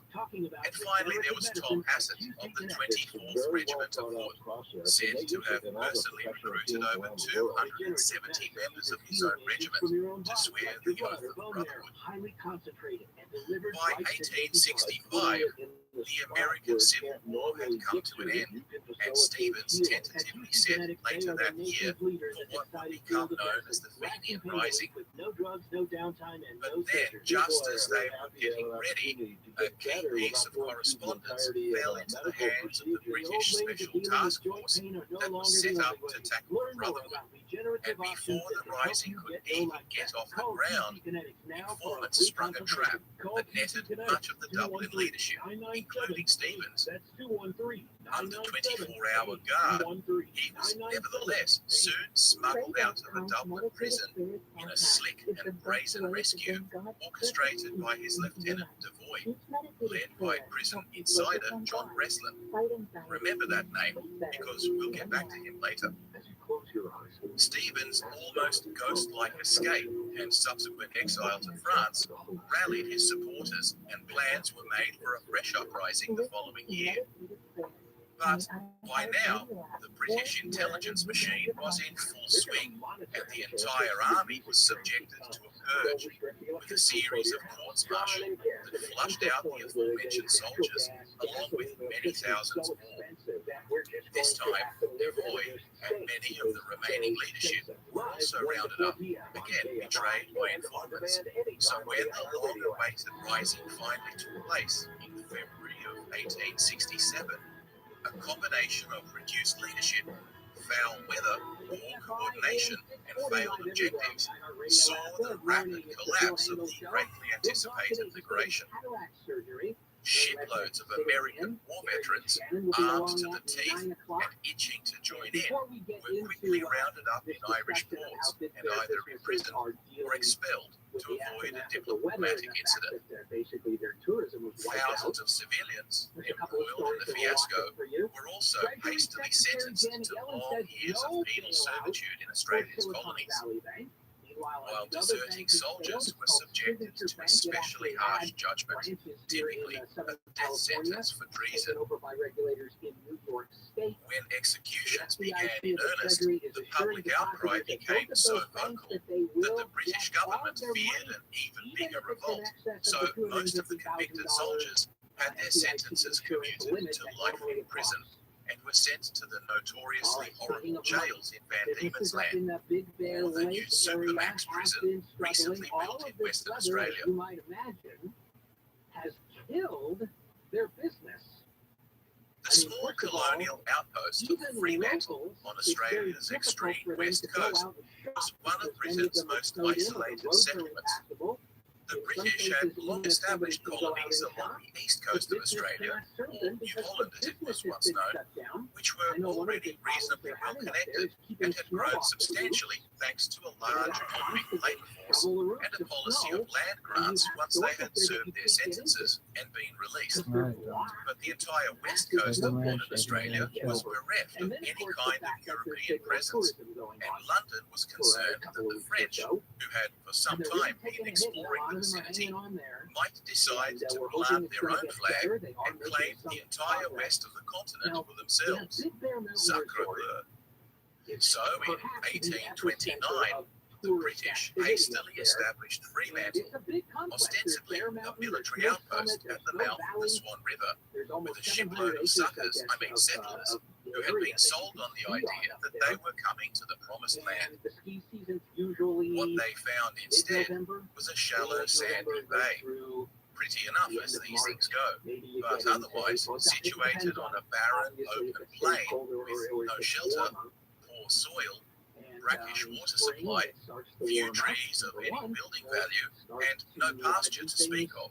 To top it off, they were subjected, day in and day out, to a climate of relentless and oppressive heat, the sun beating down relentlessly, killing whatever meager crops they planted. And in the summer, you can go up there, and there's golf. The only viable industry to spring up was whaling, but the lack of port facilities saw the population nevertheless dwindle to dangerously critical levels over the next decade. Those few settlers who remained were nevertheless proud that they were pretty much the only all colony this in the shit. empire that was free of convicts. You But got your all team. the agitation going on in Ireland meant that the government soon decided the only way to stabilize the settlement Yeah, it's actually and done get fucking rid good. of Irish undesirables at the same time was Discriminatory to for that dump part, them so. in Fremantle, where they So could don't be used to yeah. build infrastructure such as No, roads, dog, how about you take that buildings, shit? and a harbour, and of course, a proper prison to house themselves and the other degenerates in. By 1850, the first shipload of convicts arrived, to the great resentment and dismay of the residents. But they were soon put to work quarrying limestone and building themselves a prison that was situated at the top of a hill and overlooked the town like a foreboding monolith, and which would come to dominate the entire landscape for decades to come. It was When I to hear this one of these motherfuckers like, oh, this infernal shit's so period sick. 62 Freemasons were sent, including 16 soldiers among whom were the 7 I mentioned earlier. Unlike those prisoners being transported for bed, petty crimes. Most of the meetings were literate, with individuals like Rabbi and having significant backgrounds in publishing. These two stood out in particular, and so impressive was the captain of the Yukon, with prison ship assigned drunkards that he allowed them to publish the ship's newspaper, which contains satire, poetry, and entertainment enjoyed by both prisoners and crew alike. You see, by this time, the working class throughout Britain were beginning to seriously distrust the media facade, and despite the suppression of free speech, the tragic nature of the starvation in Ireland, coupled with the eagerness of the British gentry to imprison Peachy, George baby. Rogan, Eating began push. to cause an Eating even greater push. shift EATIN PUSH PUSH. by the working poor throughout Britain, who were themselves starting to feel the pinch of Is that eating industrialization pus? that had swelled Yeah, the that's true. cities with No one's ever tried to write this stuff. arrived in January Pus. 1968.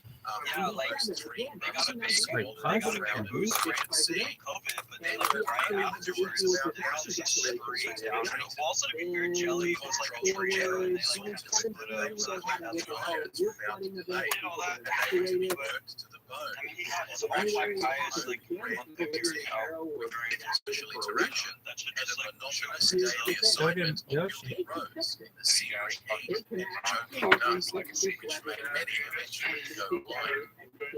how long did it take you for you to eat it? Escape was futile, they were told, because even if they were able to scale the walls and so on, to one side they were into miles of blistering desert that would kill them within days, while on the other, impenetrable scrubs with no end in sight by heat stroke, and still venomous snakebite, of which, contrary to St. Patrick's Emerald Isle, there was no shortage.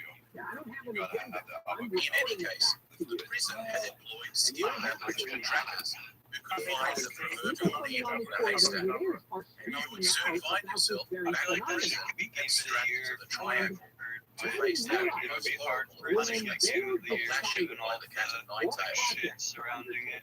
Solitary confinement and restricted rations were considered a minor reprimand compared to a multitude. Like, it also J.K. Rowling didn't say fucking anything, whether it's transphobic, like transporting, like literally nothing. Insignificant visiting ship, probably searched by the working police, so there was literally nowhere to go, I know and no matter the representation of second only to the nightmare that was more darker in Van Diemen's Land. Freeman was the devil's own backyard. Just when our prison was things couldn't get any worse, literally 2 months after they arrived on the 12th of March, one of the Brotherhood's cells operating in Sydney had planned an assassination attempt on the Duke of Edinburgh with Victoria's son, Prince Alfred. A lone assailant succeeded and shot him in the back, shouting, "God save Ireland!" Prince was quickly whisked away, and the assassin almost shot to shreds by the crowd. But the outcome for a time was that Irish settlers throughout the colonies came under severe scrutiny, and prison wardens everywhere sadistically took out their vengeance on In general, like trans-inclusion games is a completely different. a number of inmates had nevertheless tried to dismiss their target soul by reciting poetry, and Riley even managed to obtain paper and ink from a visiting chaplain rather than Shrew McCabe, despair and loneliness. Like, you buying this is $70 from your pocket saying, oh, precious risky with Incarceration. those my As they settled into their life of convict hardship, O'Reilly's literate qualities and bearing eventually meant to fellow prisoners and sometimes alike. It was common practice to farm out compliant inmates assist was wherever necessary, and O'Reilly soon found himself on tools, real shackles, and fulfilling administrative duties almost dignitaries, procedures, picking up supplies, doing accounts, and even supervising copies. Later on, this is like In the course of his travel back and forth on the road, he Dumbledore was like, Dumbledore's fucking gay, and like, oh, Hermione was a black woman, like, bro, you made the movies. You see the black woman cast the black woman. So I said, I don't know if potentially around base of fine water and what native plants were to make interesting stuff. Might come in handy. But his world suddenly crashes down when he received a letter from his black the sure indicator of death. I was like, His mother and entire children crushed by grief and despair. He slashed his wrist and was only saved as a random settler stumbled across his unconscious body behind ginger. As he lay infirmary, he swore an oath that he would either escape or die trying. Presently, he received a visit by the chaplain himself who had like actual treated the convict with any decency and kindness. They drove him preaching without a parish. Father McCain was the only source of comfort for these condemned men, for whom hope was lost, and they were simply awaiting their time to die. O'Reilly confessed his resolution to escape, and the good father told him to the matter in his hands. Early in 1869, with O'Reilly now recovered back to his usual duties, the chaplain arranged for him to sneak off into the night, and with the help of a sympathetic settler, it row out a whaling ship that was paid to set them ashore. When they rowed out to meet it, the captain presented their deal and sailed away. O'Reilly was now forced to survive on a rush for several weeks, thanks to the seals he had learned from his Aboriginal friends, who spread the message among their own trackers to play it stupid. Eventually, the whaling ship was engaged to rescue him. The party including another convict and blackmailed the chaplain to take him on, rowed out to the American whaler Gazelle. They sailed off into the sunset, freeing them at last. People will go to Universal and be like, Outposts throughout the empire were alerted to the ongoing show. The only ship trying to be responsible. After a couple of years, the disasters, the great poet was delivered to Philadelphia, which became an instant celebrity in the Irish community.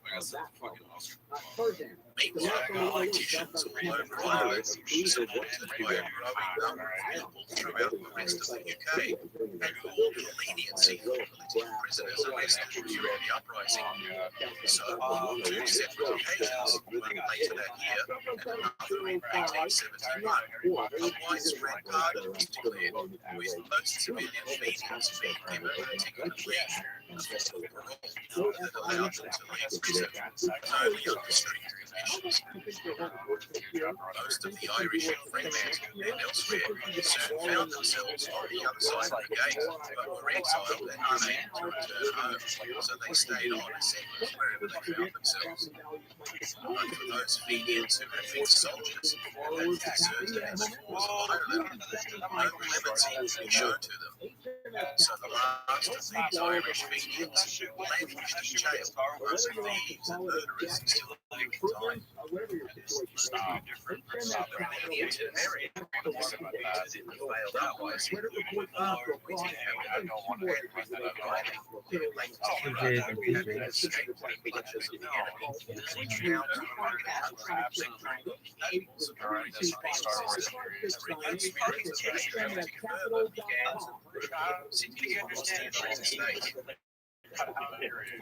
The Fenian runs of its own.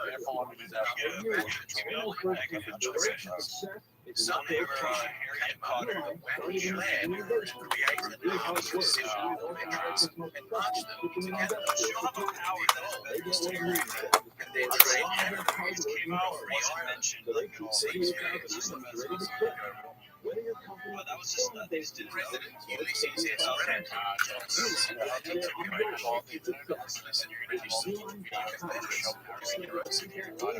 tried to play it out when his companies initially turned out to die. Actually formed up colonies wearing a variety of blue, grey, and even green uniforms, crossing what they mistakenly thought was the Canadian hostile raid. Grant sent his own officers to arrest their commanders and disband their expeditionary force before they caused the US a diplomatic nightmare. In a number of previous skirmishes, the British put up quite a vigorous resistance anyway, and the bloody Irishmen, having so recently been forced to shed each other's blood, but now marching shoulder to shoulder, Confederate and Union veterans together as one, were just inches away from the glorious battle they were so desperately craving. Unfortunately for Ireland, they were soon dragged off and dispersed by regular American troops who found the whole episode more than just a little amusing. President Grant gave a sigh of relief, and the US government tried to pretend nothing had ever happened. The Canadians, however, thought otherwise, and these incursions served to hasten the federation of their provinces into a new nation of their own. Meanwhile, there were now just 8 military Fenians left in Fremantle, 7 having died and another couple having been released into the community due to terminal illness. As the years dragged on, it appeared to the remaining ones that they had been forgotten. One of them, Wilson, begged the chaplain to smuggle a letter out for him, which was addressed to John Devoy, recently himself released and exiled to America, now a prominent newspaper owner in Boston. Devoy had also employed their ex-inmate O'Reilly as an editor and columnist. The two read Wilson's despairing letter, which begged for them to petition on their behalf in desperate tones that implied that although they were reconciled to give their lives for Ireland, they felt they could not endure their incarceration much longer in what he described as a tomb. On both eyes at the same The time. Fenian Brotherhood, still subject to an internal schism and significant scrutiny under its Canadian debacle, was gradually overshadowed by a new revolutionary organisation, the Clan MacHale, which enjoyed full support from factions back in Ireland, as well as from abroad. At a general meeting, Devoy read aloud Wilson's despairing letter, and appalled members resolved to take action to free their condemned countrymen. Now, I say countrymen, despite these American Irish having fought and risked their lives in the recent Civil War, with a dedication one might not expect from a contemporary resident. Indeed, there was a wide perception throughout much of the United States at the time that the Irish were not permanent settlers, given their ferocious land. But as happens to so many refugees the world over, dreams of returning home in triumph were mostly just that, dreams. Anyway, a concerted effort was now made across the country to raise funds for a rescue operation, as the contents of Wilson's and later other smuggled letters were used to drum up support. Much debate was had as how it could be done, and they eventually concluded that O'Reilly's escape proved to be the most attractive model, assuming they could break out all the remaining men at the same time. Nothing less would be acceptable. It was also clear that they needed to be in charge of their own ship, rather than risk bribing a random captain. So, while the fundraising effort was going on from city to city, Devoy and several of the leaders made their way down to New Bedford at the advice of O'Reilly, who directed them to meet up with one of the officers of the ship that had rescued him, and who was now captain of the night police in the bustling American whaling hub. Delighted to help, he suggested the most experienced and suitable man for the job would be George S. Anthony. After he Anthony, heard that, a seasoned and he went on well-respected again and whaler, checked the had price. recently Again, married and obviously, started he a can't check the family, price for giving the up the original day that he dangerous though wanted. It was lucrative many career years at later. the request of his young But he wife. looked it up. Now it's a Thursday, He was now employed at a last local month, workshop and the same and thing. was clearly miserable. 2 hours, 3 p.m., The Thursday police afternoon. captain suggested they first speak to his father-in-law, a good friend and local What? whaling agent by the name Well, of this is Richardson, called demand who might also be able to help them purchase a or ship. dynamic prices. It turns out And that it's both something we've Anthony been familiar and his with father-in-law for a were long time. Quakers, You know there's certain deeply times of year when religious an and airplane highly ticket is going to principled cost more because egalitarian everybody wants to fly. pacifists. You I know, that these guys if keep there's coming a up in high my demand videos for for some rental reason. cars, I that promise it's rental not cars an are gonna agenda. cost you. We know When this. If Devoy Taylor Swift related does to a them the concert, we story know of those tickets are Athenians' going to be struggle way for more freedom, expensive than their $5 incarceration and Oh, brutality of the okay. British. now is that And pricing is despite creeping not having a into drop of Irish or Catholic everything. blood in them, agreed to help. Bowling alleys. It's A already patriotic moved Irish to it. businessman And I'm not now talking put about his own paying house as more for a collateral, better seat. and they managed They to have raise literally enough cash dynamic to pricing where if purchase you a want to go three-masted see a bark big called the new Catalpa, release on which a they Saturday registered night, as a you will whaling pay ship more under Richardson's than if agency. you want to see it on a Tuesday in the early To afternoon. avoid suspicion, Captain Anthony was to conduct a legitimate whaling operation Your and then tea make times his would way be to Fremantle double, at the appointed time. depending on when it is Meanwhile, that you want on to go shore, golfing. there would be a How about second team fitness classes? working to infiltrate the There's this prison company called and arrange for an escape, avoiding It's bloodshed an if exercise at all class possible. subscription service. The escapees would then rendezvous with the Catalpa and There's make their this woman escape. in Philly named Melissa Levinson. She signs up for Preparations Right. began in earnest, and money poured in from around the United States as Irishmen galvanized their resolve and it was to too pull much off the hassle daring never to rescue. know. Was that yoga class Devoy now had to assemble his breakout team, but who would be the best man for the job? algorithms? To him, the answer was obvious. The same man who, in a cool and efficient manner, had orchestrated the daring rescue of Stevens from the high-security jail in Dublin in 1865. The unassuming wrestler, living a quiet, modest life in an apartment in New York, had avoided the limelight since escaping from England after the failed uprising. Devoy approached him to lead the mission and disagreed to travel undercover and attempt to take the entire Fremantle establishment, waltzing Matilda. Of economics. If there's more demand, we understand. Assuming the alien sympathetic businessman in the States, he was to play the role of a nouveau riche American businessman, sniffing around Western Australia for good investment opportunities, such as the wool trade, gold mining, or burgeoning timber industries that were taking off in the colony at the time. Another agent was assigned to assist him, but he would go to Perth, working as a tradesman, and attempt to mobilize support among the significant Irish community that was now present there. In April of 1875, What is this? the Catalpa shoved Can off. you listen to this? Captain Anthony had kept his plans a secret from the crew, but eventually he confided in his first mate, Samuel Smith, on whose loyalty he would have to rely heavily to pull off the rescue. Smith gave his word, and the ship plied its way through the Atlantic, hunting whales and docking to resupply in the Azores. But the haul was modest, and most of the crew were disappointed, deserted the ship, necessitating the hiring of new, untested crew members in the port. Nervous at this unexpected desertion, the captain now headed for Tenerife, but discovered some of his navigation equipment was faulty, and he was forced to navigate on school by the stars just to get there. Nevertheless, by February, they had rounded the Cape of Africa, endured violent storms, hunted for whales along the way, and steadily sailed east, taking advantage of the roaring 40s. Meanwhile, Mr. Collins and his companion had steamed into Sydney, where they quickly got into contact with local members of the Brotherhood, who, it turns out, were planning a rescue mission of their own. Move, They kid. raised funds and even inserted an agent of their own to Fremantle. But they were happy to now join forces with the Americans, who gave them whatever cash they had.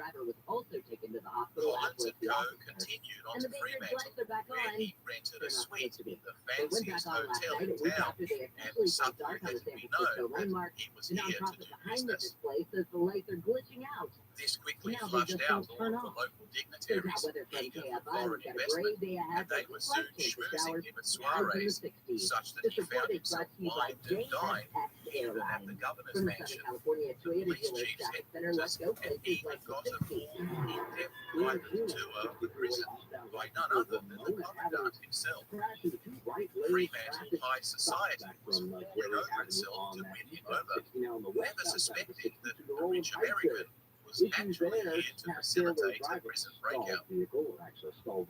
Unfortunately, Father McCabe's cover was blown once the letters he had smuggled out to America had become widely known. So he had to be extricated by the local bishop, who quietly smuggled him out to the US, where he finally got his own little parish in Minnesota, living an unassuming life among Irish settlers. Collins nevertheless managed to smuggle a note into the Fenians with the help of a maid at the hotel he was staying in, with whom he had, shall we say, become intimately acquainted. Finally, it was on. The men could hardly contain themselves. After nigh on a decade, they were finally getting busted out of this hellhole. But their instructions for now were to sit tight and play cool, so as not to arouse suspicion or alert the other prisoners who might grass on them. Now, if we've learned anything about the British so far in this story, it's that their espionage system was second to none. Obviously, with all the saber rattling going on amongst the Americans, it wasn't long before London became aware of a breakout in the making. So telegrams were sent to the governor of Western Australia, shortly passed on the warning to the police chief. Ever since O'Reilly's escape, security had been ramped up considerably. Police had extra funding and even a patrol boat, so they didn't believe there was any credible threat they couldn't handle, and were lulled into a false sense of security. Friday. When Captain Anthony finally anchored off Bunbury Harbour in March of 1876, locals were still talking about O'Reilly's escape over 6 years ago, and how they thought any further attempts were now impossible. The intrepid captain, gathering whatever intelligence he could through casual conversation, in later years would remark that it was going to be hard work to crawl into the lion's mouth and to turn around and crawl back out again without exciting the suspicion of the lion. Meanwhile, Collins, still living a high life in Fremantle, was busy behind the scenes organising the horses, carriages and diversions that would need to go off like clockwork for the operation to succeed. The lads in jail, typically well behaved and viewed by their wardens after a decade of incarceration as completely broken and compliant, had meanwhile managed to get themselves onto lightly supervised grill details that placed them into convenient escape routes. 2 of them painting the governor's house, 2 offloading by the docks, and another 2 digging up the warden's vegetable patch behind the prison. They even managed to smuggle some keys and forge a work release letter that would be used to reassign the 2 on the docks to assist the painters. Everything was set. Anthony and Collins had by now managed to even meet up on a deserted beach, which was chosen as their rendezvous, and regularly telegrammed each other without arousing anyone's suspicion. And then the British warship pulled into Fremantle Harbour. Damn! There was no way the Talbot could outrun them before being blasted out of the ocean.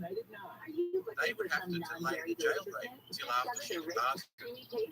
To top it off, Collins now also got wind of a couple of suspicious characters asking unusual questions about the Fenian prisoners. But after monitoring carefully and then confronting them, it turned out they were also agents from the Brotherhood, sent out completely separately from Dublin on their own missions to bust them out.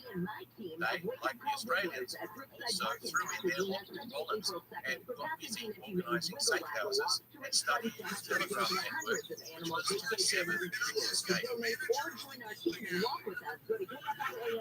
Easter Sunday, 1876, and the HMS Conflict finally pulled out of Fremantle to make its way south to Adelaide. Collins and Anthony scrambled to message one another, setting the breakout tomorrow, Easter Monday, a public holiday. As the luck of the Irish finally kicked in, the entire town would be away for a month to celebrate the annual sailing regatta of Perth versus Fremantle. On later with Mo Kelly at 8 o'clock, we sent 14 decided Jackie to Ray. row to the beach during the night with a couple of men. None None of of whom following for you here at none of KFI, whom new yet knew what atmosphere was urban. going on. How much Leaving of it? first mate Smith in charge of the hotel. Watch this fucking thing.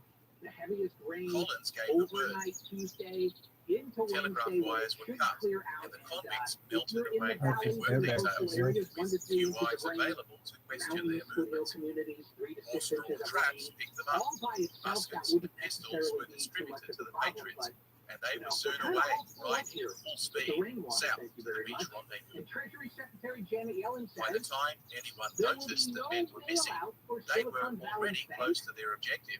The big I like bank how that Nevertheless, runs. just had as the the alarm second went largest up, bank failure in pandemonium US reigned history. at the carnival, Then a and second every bank has officer failed scrambled into signature action, banks. He's so but good. reached the Branches beach in Southern just out California of were taken range, over by though New not York out of regulators. earshot. So a boisterous FDIC exchange of saying insults that ensued. you had The deposits jubilant at those banks, fugitives, you will get your money mocking back. their I'll have hapless more about pursuers whether that's in true or ways not. only And it's Irish still could folks can, that it's something while panic. Captain It's not a Anthony's panic men thing, but rode Can I get a bound comment? through the surf 100% true toward either. the Catalpa, We'll talk still about that at 8 confused at o'clock. what had just happened. Now, in California, The water another police bill too swung into designed action to change and policing requisitioned a local and transport to ferry make to it intercept them. more equitable. A smaller And it's police Assembly patrol Bill boat also 742 set, for the Forget and what really Riverside. as they pretty approached, It they was asked him where his captain was and whether they'd seen any fugitives. canines from Clearly grinning, the first mate reported that the Specifically, captain had gone to town to repair a anchor, and no, they hadn't seen any fugitives. the guy. True enough And, for you know, now. the dog is trained to The fight on the Catalpa guy. was situated in international waters, 15 miles offshore. So when the police asked to board the vessel to see for themselves, they were politely refused. Wolfish, typical by the Low way. on coal and no other recourse, the ferry had no choice but to return to Fremantle, refuel, and arm itself with troops. Oh And my Canada. god. The insolent Yankee waylander yet submit.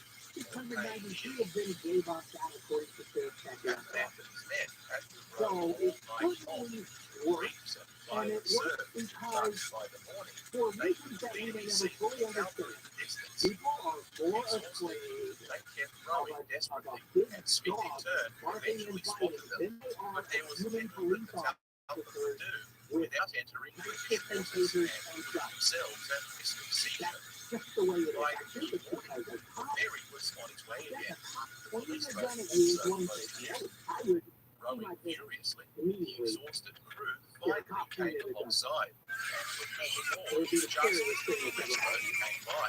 But I guess for some people it's even scarier if you have a dog Closed in on the driving once your more, car. and this time they There's weren't just taking something no for an visceral answer, about it.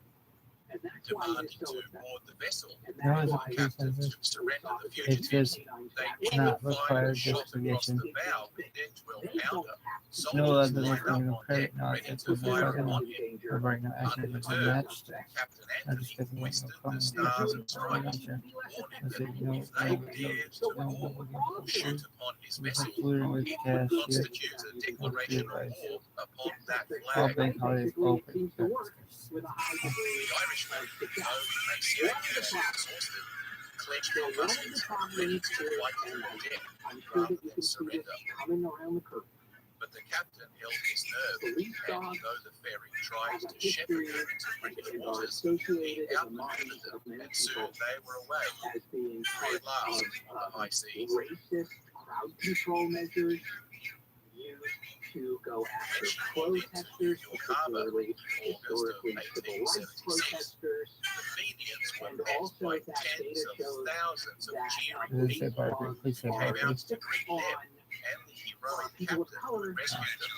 at a higher rate. Celebrations, speeches, and tours around the country continued So for months the after, as question Irishmen is, celebrated equity and this social minor justice, but significant moral victory just over like the British. fire hoses and all When the kinds of dust other eventually symbols settled, of a captivated racially homes of his oppressive police family force, and police lived I out the can't rest of his life. fucking.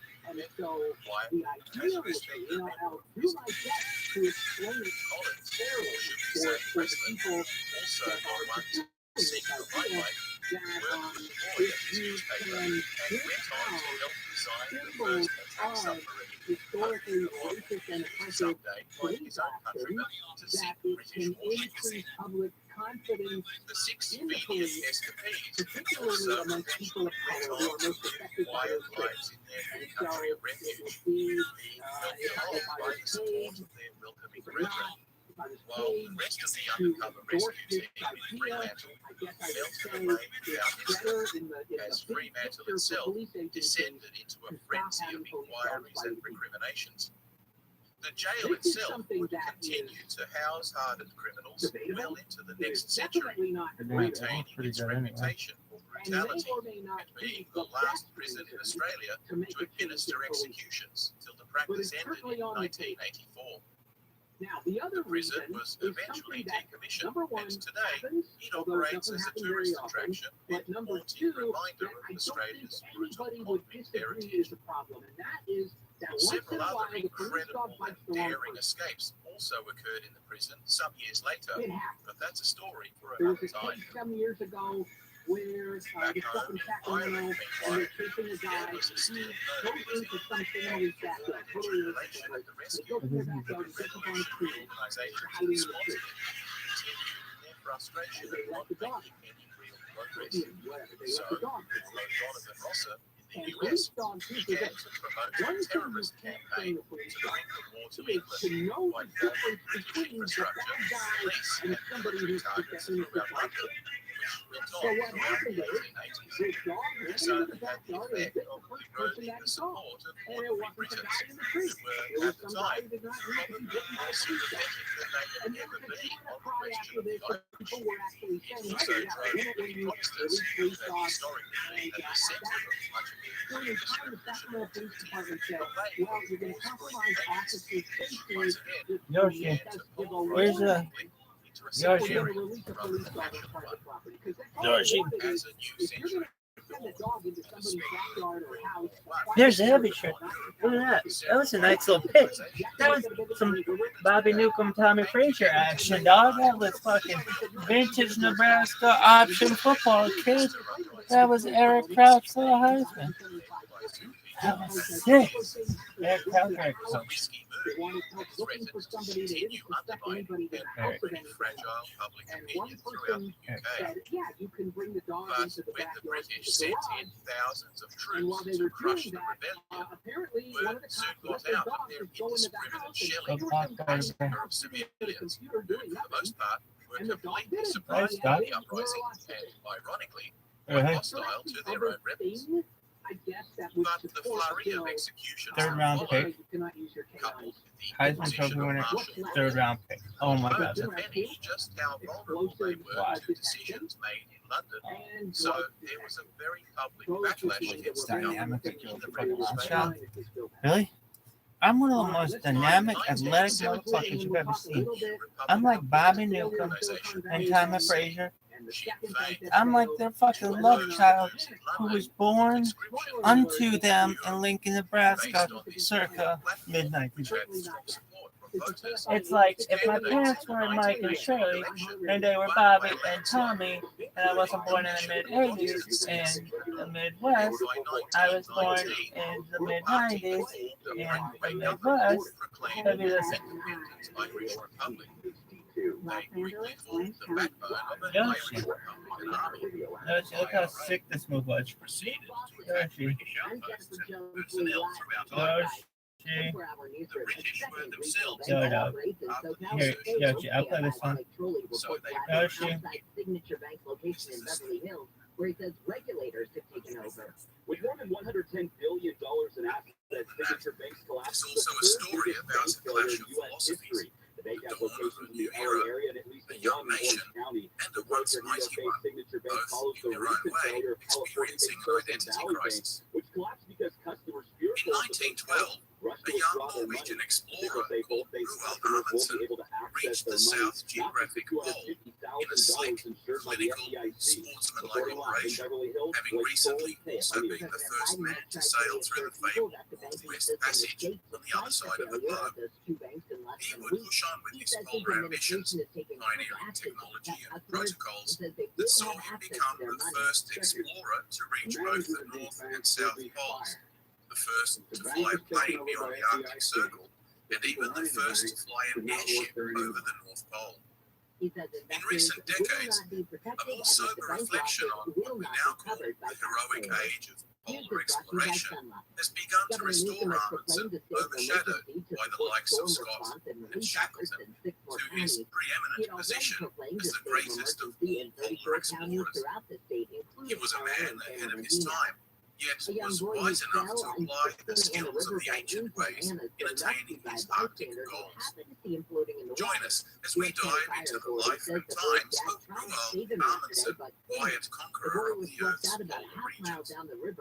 But before we begin, if you enjoy our content, please take a moment to like, subscribe, and share with your friends, and perhaps consider supporting my channel through a membership or donation. See the description section for details, where you can also check out the links to our website, downloadable resources, and merch. The YouTube video montage version is also available on the Heroes and Legends documentary channel. I appreciate all your comments, and yes, even your corrections, which I always list in the erratum section below. And once again, thanks for listening. The program reduces DUIs and increases public safety. Everything, everywhere, all at once. The film kicks off Thursday at the 95th Academy Awards. Michelle Yeoh won for Best Actress for her role in the movie, and Jamie Lee Curtis got Best Supporting Actress. Our story begins on May the 30th, 1889, as young Norwegian explorer Fridtjof Nansen sails up the narrow fjord to Oslo, then known as Christiania. His ship, bedecked in flowers, escorted by a flotilla of local boats, parading through the city among the throngs of cheering fans. He and his companions had just crossed the entire breadth of Greenland and demonstrated in dramatic fashion that the use of skis in Arctic exploration was superior to trudging along on foot. You see, prior to this triumph, several unsuccessful attempts had been made to trek from one side to the other, notably by pioneering American explorer Robert Peary, who managed to get 100 kilometers inland before having to turn back due to lack of supplies. Peary would return some years later and himself go on to greater deeds, but in the meantime, Nansen, a university student on a marine biology field trip, came up with the idea of using skis, something that would seem perfectly reasonable to any Norwegian living at the northern edge of the habitable world. But to much of the European establishment at the time, believe it or not, it was thought to be a silly way of traveling through the Arctic snow. The thing is, the use of skis was a peculiar and fairly localized transportation mode throughout Alpine Europe, previously considered using them in modern polar exploration. The British-dominated search for the fabled Northwest Passage in Arctic America was characterized by a cumbersome, inefficient, man-hauling of supply sleds by explorers wearing snowshoes. This setup caused such exhaustion and caloric deficit that the rations they carried were wholly inadequate. On top of that, the clothing they wore was also very uncomfortable, prone to excess sweating and therefore frostbite. Despite the presence of Inuit hunter-gatherers throughout the northern reaches of America and the frontier pioneer trappers who got to know them, little formal attention had been paid to their remarkable ability to survive in the harsh Arctic conditions, most obviously witnessed in the disastrous Franklin expedition of 1845, in which 129 officers and men perished due to starvation, food poisoning, frostbite. Sir John Franklin, a decorated Royal Navy officer, had already led two previous Arctic expeditions to charge the northern regions of Hudson Bay in Canada. His first, the Coppermine River expedition in 1819, was plagued by vague orders, poor organisation, unreliable supplies, and the dependence on guides with whom there was no solid relationship they could depend on. Additionally, the members of the expedition were completely unschooled in Arctic travel and survival, such that the project ended in complete disaster, with over half of the party perishing and the remainder barely rescued in time by Yellowknife Indigenous tribesmen. Despite his brush with disaster and criticism from some authors, Franklin's harrowing account of the ordeal became a bestseller, and any suggestion of incompetence was brushed off as bad luck. Indeed, Franklin himself appears to have learned little from his experience, apart from the conviction that it would have fared better if more money, men and supplies had been thrown at it, as opposed to cultivating a relationship with the natives and adopting their survival techniques. He firmly believed that such expeditions should be the domain of well-provisioned and disciplined Navy men who would operate as cogs in the juggernaut machine that would overcome all obstacles through sheer determination and improvisation. This attitude would come to define the British approach to exploration in general, and polar exploration in particular. The British government, desperate to chart a navigable passage through the Arctic waterways between the Atlantic and Pacific Oceans, once again appointed him to lead an expedition into Canada. And this time, they lavished the venture with customized boats, plenty of supplies, and a free hand to do as he wished. Though ultimately unsuccessful in opening up a Northwest Passage, it nevertheless resulted in the charting of hundreds of miles of the Mackenzie River and added volumes of scientific information on magnetic activity, geology, and botany towards the annals of the several gentlemen's science clubs that were becoming increasingly fashionable at the time. Not to mention, cashed up. This public thirst for scientific inquiry expanded the scope of what had till then ostensibly been trade-motivated expeditions. Pressure and financial support from the Royal Society, the Royal Geographic Society, etc., quickly turned these voyages into scientific ventures that shifted the focus to studying the North Pole, both magnetic and geographic, a change of purpose that was beginning to make the Royal Navy increasingly uncomfortable. You see, in the post-Napoleonic Pax Britannica, there was a distinct lack of action for young officers in which they could test their mettle, as it were. Polar exploration was viewed by some in the Admiralty as an excellent way to develop the next generation of seamen in the absence of conflict. Others didn't see it quite that way, and as the focus expanded beyond merely sailing and into Arctic trekking, there was substantial debate as to how much the Navy ought to participate in supplying both men and material. But it wasn't just gentlemen and admirals getting in on the act. Wealthy merchants, such as booze magnate Felix Booth, pumped substantial personal fortunes into the fit-out and provision of expeditions to the North Pole. The aforementioned Franklin would go on to continue with his own distinguished naval career, including a stint as governor in the colony of Van Diemen's Land, modern Tasmania. But he would eventually be recalled and offered the lead in yet another expedition to seek the Northwest Passage, despite his now being almost 60 years old and quite unfit for the grueling task of Arctic travel.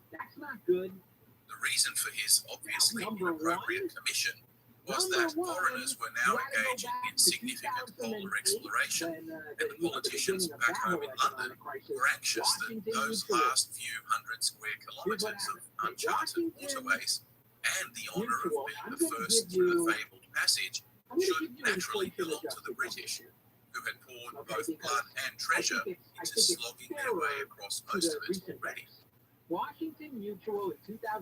So it was that the aging Franklin starved of adventure in Tasmania, stepped up, and despite the extraordinary resources placed at his disposal, he nevertheless found his ships, the Erebus and Terror, the very ships used by James Ross in his own extraordinary journey to Antarctica, became completely icebound and immobilized for years on end. The crew eventually abandoned them, hoping to march to safety across the barren snowfields, but being sailors, they were completely untrained and unprepared for terrestrial, let alone Arctic trekking.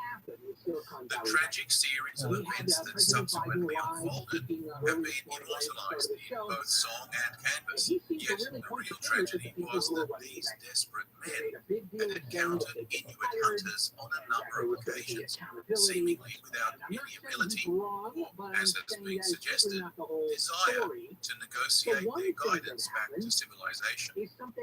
40 years later, the 17-year-old schoolboy in Norway, having long read of Franklin's earlier bestseller, and now watching excitedly from the docks as his own countryman Nansen returned home in triumph, wondered if he might be the one to discover the final reaches of the Northwest Passage, which was still an elusive obsession.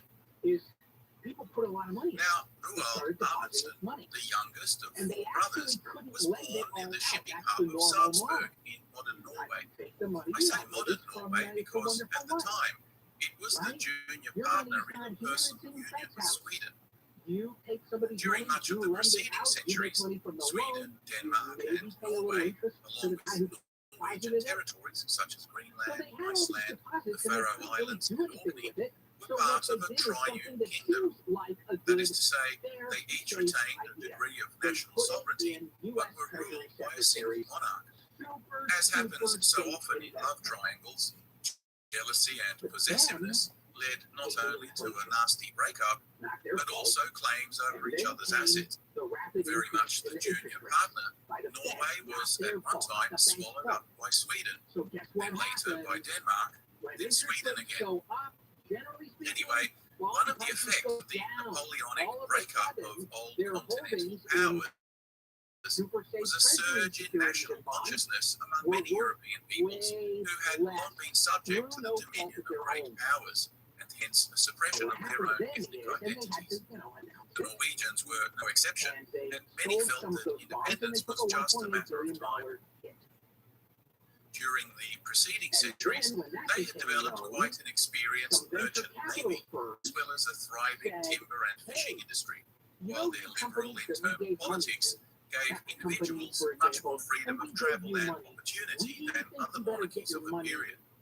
Norwegians consequently developed a solid entrepreneurial spirit, which, coupled with their industriousness, saw many people develop successful shipping companies, with the country enjoying a high literacy rate and standard of living that was the envy of many of its neighbors.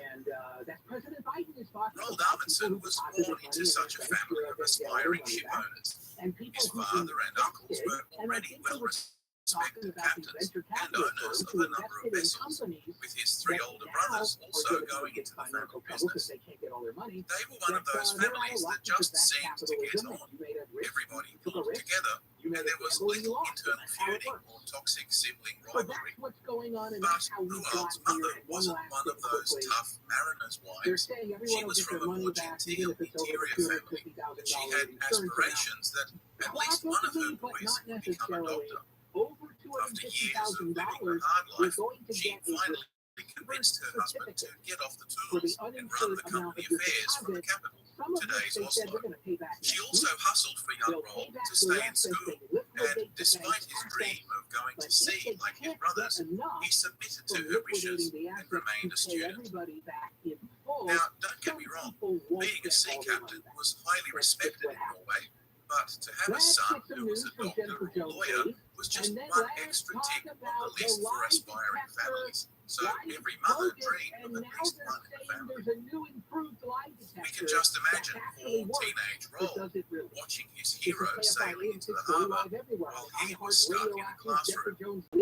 By all accounts, he wasn't a very good student either. We have reports of his headmaster lamenting that Ruold was not only an embarrassment to his school, but also had a pig-headed tendency to speak up when he felt some injustice was being dished out by the teacher. He developed an early reputation for sticking up for his friends and calling a spade, even if it earned him demerits. It was the fierce loyalty to his friends that would characterize his entire life. Died on March 3rd, but before her death, Norwegian kids, born into some of the harshest and longest winters in Europe, learned to ski almost as soon as they could walk. weather from They were completely comfortable racing across the freezing, snow-covered mountains and skiing the many wild forested slopes that cover three-quarters of their country. The inhospitable, breathtaking terrain, wild Atlantic seas, long, dark winters and capricious weather breeds a tenacious people who live with a deep, abiding respect of nature and her awesome, frequently brutal power. With the heroic crossing of Greenland on skis by Nansen in 1888, Norwegians embraced their aptitude for winter sports, and skiing became increasingly popular all across the country. Perhaps nowhere more so than in Telemark, where a slick cadre of masters developed new designs, loose attachments, and pioneered maneuvers that gave greater handling, control, and speed. Soldiers, too, were expected to be able to travel long distances and fight on skis, to build shelters and survive in the bleak terrain, while teenagers on school holidays increasingly ventured into remote regions on cross-country ski tours. Ruold was no exception, and in his memoirs, he recounts many near misses and hard lessons learned in blizzards, fog, and snowdrifts that could easily have cost him his life, yet only made him more passionate about emulating his hero, the Arctic soldier. Nansen himself didn't waste time basking in his newfound celebrity. He became obsessed with trying to reach the North Pole. He firmly believed that Norwegians were better suited to the task than virtually any other nationality. But more than this, he was also convinced that the lumbering, expensive, resource-heavy style of expedition that the British and others were engaging in was completely the wrong way about it. His philosophy, which would later be characterized as the Norwegian School of Polar Exploration, viewed their objectives in a much more sportsmanlike manner. He believed that an expedition should be small, with few members, chosen for their elite abilities or multiple talents, their superb fitness and commitment to the task. Every minute detail had to be fit for purpose, and he spent countless hours developing materials, designs, utensils for everything from tents to clothing to cooking equipment. Nansen was the first to implement ration packs with calorie-specific ratios of macronutrients, notably fats, at a time when we still didn't even know about vitamins. He had garnered support for a new expedition and had a custom-built ship called the Fram that was designed to withstand being frozen into solid ice without breaking up. You see, his goal was to get the ship up as far as possible, frozen into an iceberg, and then drift even further north, from which a dash to the pole might be made. There was a belief at the time that there were Arctic Ocean currents that flowed east to west, possibly even directly over the pole. If you could look yourself into that current, in 1893, the Fram set off down the fjord to the cheers and hopes of adoring spectators. Among them, again, was Amundsen, now a university student at the medical faculty. Dutifully, though not enthusiastically, still acquiescing to his mother's aspirations of having a doctor in the family. The excitement of this spectacle was almost more than he could bear, and when his mother suddenly and inexplicably died some months later, Amundsen unceremoniously quit university and sent a flurry of letters to every explorer and organization he could think of, even writing to the consulate in London and publishing an Arctic expedition.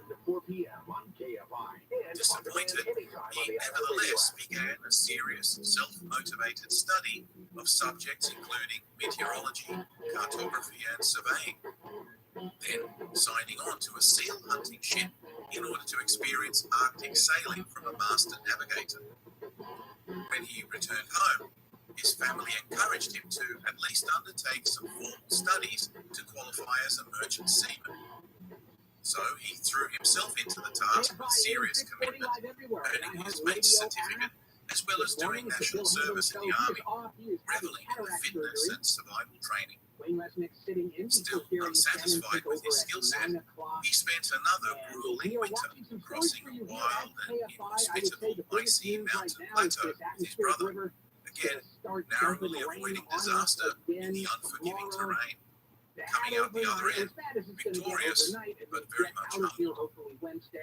Meanwhile, Nansen had managed to sail the Fram eastward into the ice pack, and as expected, it froze into it and began to drift northwest. The crew settled into an expected 2-year ice drift, but when it became obvious that the trajectory of the ship would not cross the pole, Nansen decided to leave the Fram and, with one companion, make a dash by dog sled. Initially, they made great progress, skiing and sledding almost 13 kilometers per day, but it soon became apparent that they would run out of supplies, so they were forced to turn back, having reached 86 degrees north, a new record. But the variable weather conditions now saw them battle both breakups of the sea ice as well as dangerous blizzards, till they eventually made it by kayak to solid ground. As they finally emerged from 8 months of wintry twilight into the clearer days of May 1896, they fortuitously ran into a British expedition that was mapping Franz Josef Land. Nansen had by now been away for 3 entire years and was presumed to be dead. So when they finally made it back to Norway, they were fated as heroes returned from the grave. Nansen's account of the journey and his incredible survival story cemented his position not only as Norway's preeminent celebrity tough guy, but more importantly, as the unassailable Arctic guru to whom many aspiring explorers now flocked for advice. Amundsen himself would regularly visit and mine him for information like a child eager for bedtime stories. The usually reserved Nansen saw something of himself in the young Amundsen and took a shine to him as a father figure and mentor over the many long years of their enduring friendship. Amundsen continued in his own relentless quest for excellence, so next he volunteered to participate without pay on a Belgian expedition to the Antarctic, which set sail in 1897. The Belgians, in the colonial scramble for Africa, had done quite well to carve out a chunk of the Congo, and with the sudden interest in Antarctica, they felt it was only fair that the Belgian flag should number among those others laying claim to the frozen southern continent. So it was that an expedition quickly materialized, an eclectic, poorly thought-out hodgepodge of scholars and sailors, drawn from a number of European countries. It might have seemed a romantic, multinational venture at the time, but few of the party had any Arctic experience, save for a couple of Norwegian sailors and the ship's surgeon, American doctor Frederick Cook. Now, Dr. Cook was a font of knowledge on the Arctic, having accompanied Robert Peary on his unsuccessful attempt at crossing Greenland in 1892. But despite their failure, the two Americans later spent a great deal of time with the Inuit, learning about their clothing, transportation, and most importantly, diet. You see, the good doctor was a thinker well ahead of his time. Vitamins, as I mentioned, had yet to be discovered, but he was quick to realize that fresh meat, in particular offal or internal organs, seemed to stave off the onset of scurvy in the Eskimo, who were generally in excellent health, in an environment that European explorers were becoming increasingly sick in.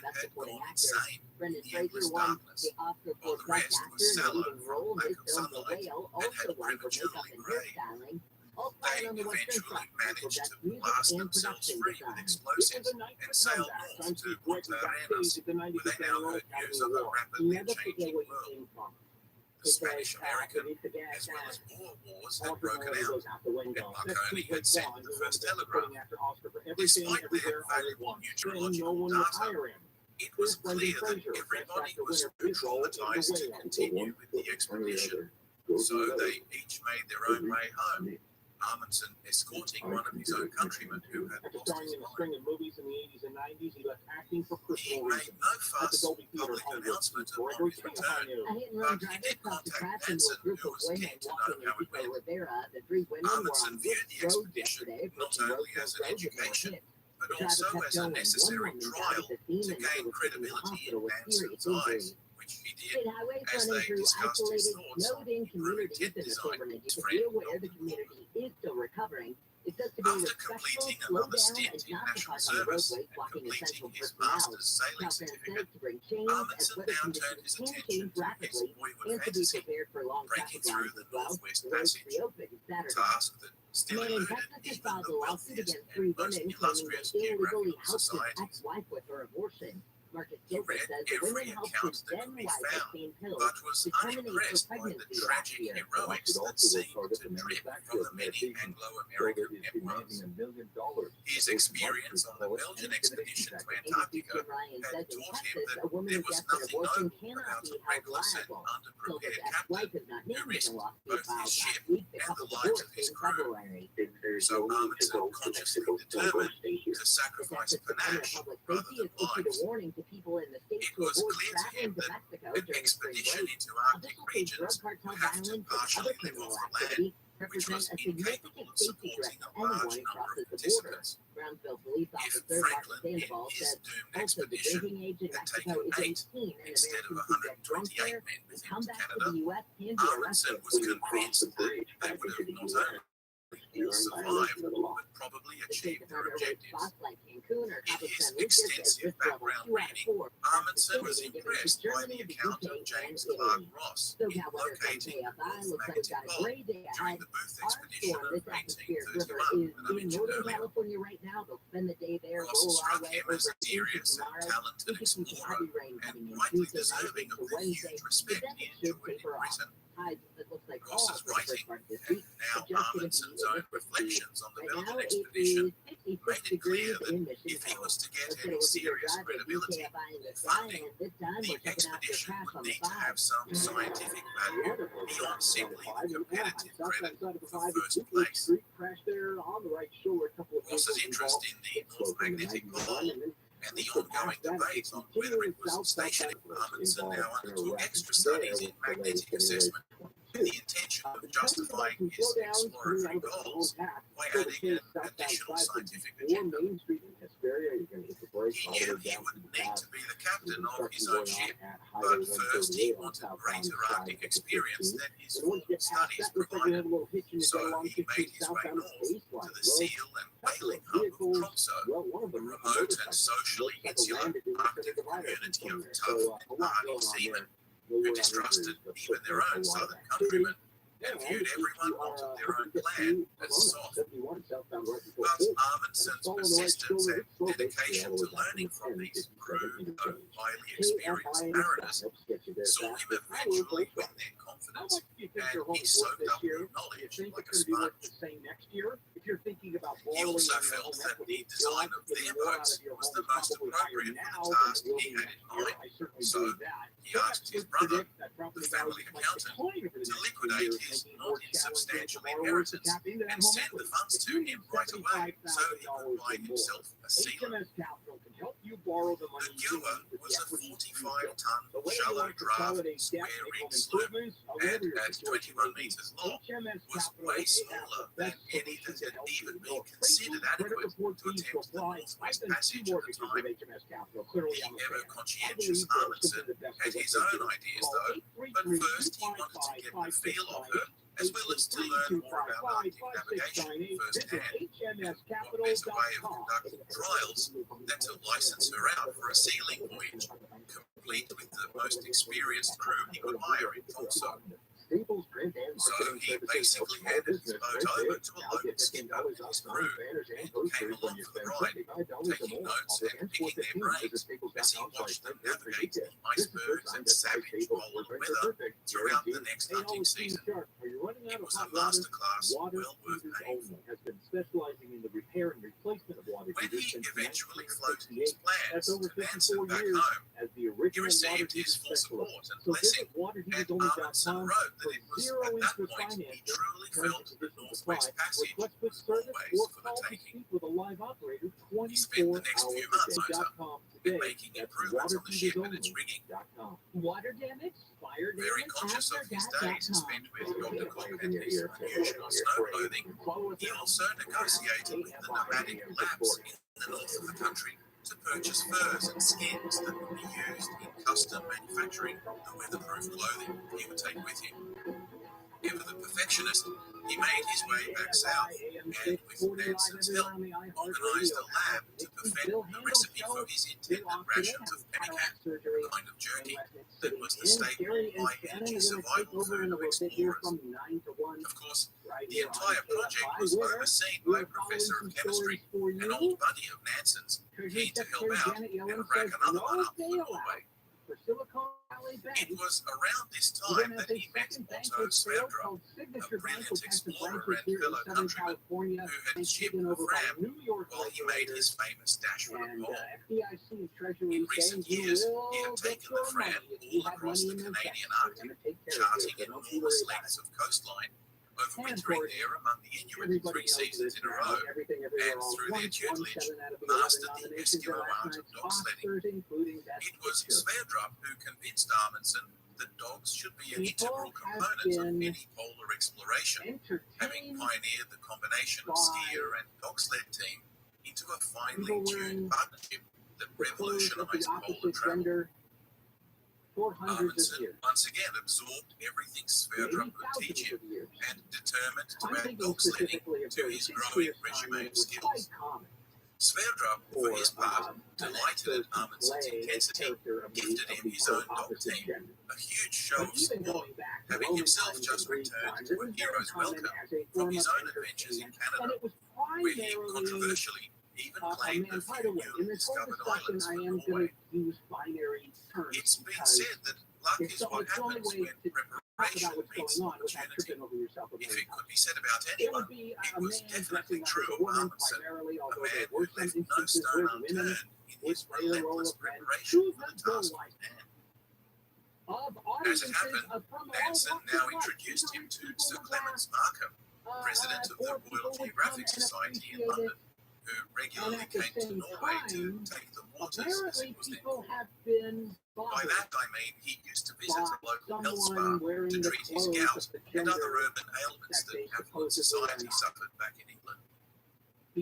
Sir Clements Markham was also impressed by Amundsen's youthful dedication and gave him a number of letters of recommendation to call in on British men of consequence should he find himself in London. Among these were officers of the society itself, as well as within the Admiralty. Amundsen took off at once and visited anyone who would give him insight into what to expect on the frontier. At the Admiralty, his new contacts helped him obtain the latest charts of the regions he would be venturing into. But he also took the opportunity to call on a number of well-respected, though aging navigators who had thoroughly mapped the waterways leading into the unknown West. Among them was Admiral Sir Leopold McClintock and Sir Alan Young, both legends of their time, to whom he listened intently and paid his reverent respects. By now, the cat was well and truly out of the bag, and news reports began to circulate about the lucky young Norwegian who would be attempting to break through the Northwest Passage. But few took him and his tiny project seriously. Amundsen, uncomfortable in the spotlight, played his cards close to his chest, but mounting debts forced him to take some interviews, give talks, and seek the sponsorship of rich businessmen. Nansen once again kicked in and appealed directly to the king back in Stockholm for support. It was no trifling thing to ask at a time when Norway's agitation for independence from Sweden was at a crescendo. Nor was it a small gesture for King Oscar II when he showed considerable magnanimity in granting a 10,000 krona personal donation at a time when many Swedes were openly hostile to Norway and her pretensions for independence.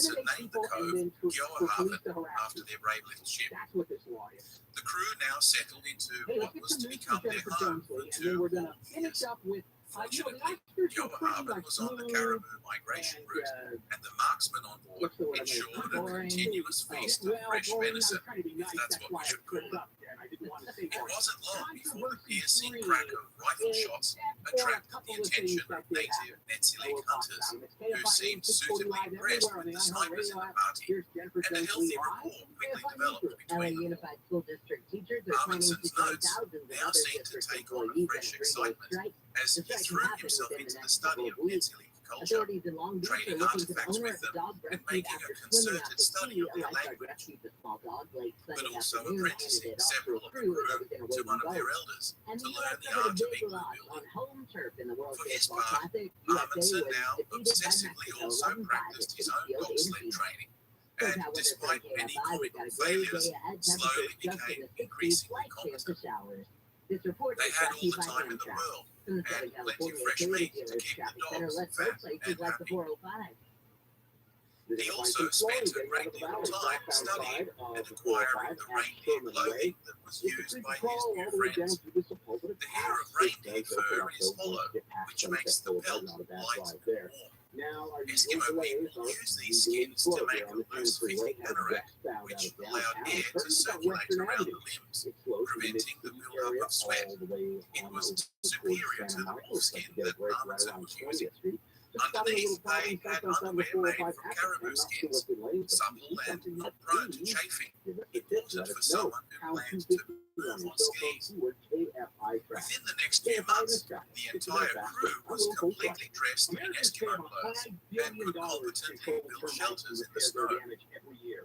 The crew also used their engineering skills to manufacture steel arrowheads and other equestrian tools to order for the grateful Eskimo, while they reciprocated by tutoring the crew in the finer points of dog sledding, teaching them which dogs to put in which position, how to balance and steer while on a full run, such that several crew members became proficient very quickly. The dogs themselves, boisterous, full of energy, with big personalities, provided much entertainment in the quiet hours, and their companionship staved off the loneliness that was inevitable in such a harsh environment. Their first foray out to reach the magnetic pole lasted only 3 days. The temperature at -60°C was too low for the dogs to work, and the skis stuck to the snow instead of gliding along. Disappointed, they turned back and manned their sleds for 6 whole days back to camp, while the dogs ambled alongside, humiliating. The squad continued their practice, and it became apparent that dogs preferred to pull when someone was out in front leading them. It was therefore an ideal setup to have a skier out front, scouting the terrain and setting the pace, run excitedly to catch up. So as the weather continued to improve, a new attempt was made to reach the position of Ross's pole site. And after some near misses with bears and the odd ankle sprain, it became apparent that the pole had indeed moved some distance away from the original measurement site. Amundsen was therefore the first to prove that the magnetic poles do indeed migrate. The men also had to unfortunately shoot one of their dogs who refused to run, and when they presented its skinned carcass to the other dogs, they ate him with relish. Amundsen had just confirmed that Eskimo dogs are cannibals, which would be handy to know if food was scarce in an emergency.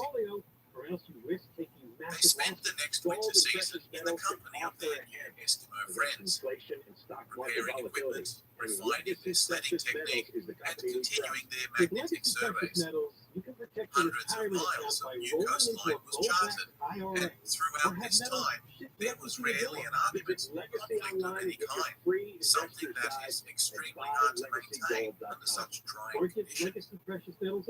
No doubt this was partly attributed to all the fresh meat they were eating that staved off all the symptoms of scurvy that so plagued the Belgian expedition, as well as all the previous British ones up here in the bleak north. Finally, the weather warmed once again. The sun came out, and the ship poured free from the solid grip of the winter pack ice. They packed up their gear and solemnly sailed on down the Simpson Straits, aware that they were now moving past the limits of their tragedy-stricken predecessors and on into the unknown waters. The channels were riddled with reefs and rocky outcrops that might have easily wrecked the viewer were it not for the motor propeller that allowed for nimble turns and a controlled advance through the treacherous channel. After a week of foul weather and perilous shoals, Little Gower broke out into the open Beaufort Sea after 2 centuries of human trial and tragedy. Within a week, they sighted a vessel flying the stars and stripes under full sail, bearing down on them. In Amundsen's own words, my boyhood dream at that moment was accomplished. A strange feeling welled up in my throat. I was somehow overstrained and worn. It was weakness in me, but I felt tears in my eyes. The captain of a San Francisco whaler was soon aboard and shook his hand profusely. Amundsen was astonished that anyone recognized him. Despite his fatigue, he now left most of the crew on board, iced into the late season's fresh ice floes, while he skied 500 miles to Eagle, Alaska, to send a telegram back home. Here, he was to discover that 6 months prior, in June of 1905, Norway had declared independence. He had embarked on his trip with the support and blessing of one king, and now found himself the subject of a new king in a new country. He duly addressed a telegram to his new monarch, reporting that it was a great achievement for Norway. It seems that the people of Norway, despite their desire for independence, had developed a reasonable affinity for the Danes during their centuries of union with them. Because in the deliberations of the independence campaign, the Norwegian parliament decided against the Republican system of government and instead opted for a constitutional monarchy, for which they requested Danish Prince Karl to take the throne. He accepted and chose the regnal name of Håkon VII, a clear demonstration of his commitment to Norway, despite his own Danish roots. Amundsen soon rejoined his crew, and they pressed on through the Bering Straits and on to San Francisco, where they were hailed as heroes, before returning home to the same ticker-tape parades Nansen had received almost 20 years before, and which Amundsen had watched as a mesmerized schoolboy. He was now the first great hero of the fledgling nation. The ceremony was one On the face of things, the British were congratulatory and full of praise. Amundsen was invited to lecture at the Royal Geographic Society, and Nansen, now ambassador to Britain, was careful to appeal to British sensibilities by reiterating that the Norwegian triumph over the Northwest Passage rode, as it were, upon the shoulders of the giants that preceded them there. It was in the other room. There were, however, elements within British society that lamented the failure of one of their own to close the chapter on the Northwest Passage. It didn't seem right that all their sacrifices had been exploited by a nobody, were still a foreigner. But they had just themselves completed an expensive and somewhat ramshackle expedition on the other side of the globe, in Antarctica. The Discovery Expedition of 1901, organised by the joint efforts of the Royal Society and the World Geographic Society, had pulled together an ambitious plan to set up an Antarctic base, and from there engage in all manner of scientific exploration, surveying and the gathering of specimens and data. The trouble was that the scientists on board were amateurs, moreover urban gentlemen. The expedition was being led by a young, hastily promoted torpedo lieutenant who had never sailed in Arctic waters, nor ever been on any kind of expedition. The mix of Navy and merchant seamen on board were at each other's throats, and the objectives themselves were broad and vague. Their leader, Robert Falcon Scott, chosen under dubious circumstances, was widely disliked, prone to complaining, secretive, and known for making questionable decisions on a whim. His prior naval service record was lackluster, to say the least, so eyebrows were raised at his selection. To top it all off, despite bringing along both skis and dogs, at the advice of Norwegian guru Nansen, nobody knew how to either ski or run a dog sled. because Or they if there's thought they could just scandal, learn on the or if fly. there's a How mistake, hard could it be? or if there's a streaker, In any case, like the Scott year the guy believed that ran dog naked sleds were across the cruel, stage when and skiing David Niven was was on the unbefitting a stage. British Or, explorer. you know, The Navy was going to haul tons of gear up and down the frozen wastes by dragging them with glorious machismo, one foot in front of the other, as was the custom. Unsurprisingly, the expedition was a shambles. Man and dog became emaciated through malnutrition. Several died of accident, exhaustion, scurvy. The merchant seamen resigned and left on the next supply ship out. The mothership itself got frozen in with the prospect of several seasons locked in, and the entire expedition had to be resupplied and eventually rescued by blasting her out of the solid grip of the ice floe. A number of Scott's subordinates laid the palaver squarely at Scott's feet, notably his third in command, Ernest Shackleton, with whom he would have a lifelong simmering feud. Even the data they collected was dodgy and amateurish, being rejected by the scientific community back home. Here's the thing, though, and I don't know if she knows this. Some successes, however, included the discovery of the polar plateau, Some award a shows have done record for away attaining with the the furthest gendered south at 82 degrees, and it has some not very necessarily decent survey led charts, to more and the discovery of a number of inland the valleys. Brit Awards. But the ordeal saw the ship got rid of slink its their, way back to England without so much gender as a brass categories. band reception on the docks. They merged The depressed male and public, female however, artist categories. was hungry for And heroics, this year, and the politicians, mad of course, did because what they do best, no women were put a nominated. positive spin on it. If Scott had one skill above So it all doesn't others, matter. Separate women's it was categories. creative So writing, they nominated and his narrative account of the expedition, should I say, reinterpreting of the journal entries, gender, made a Cinderella so story it out won't of the debacle. necessarily get you what you want.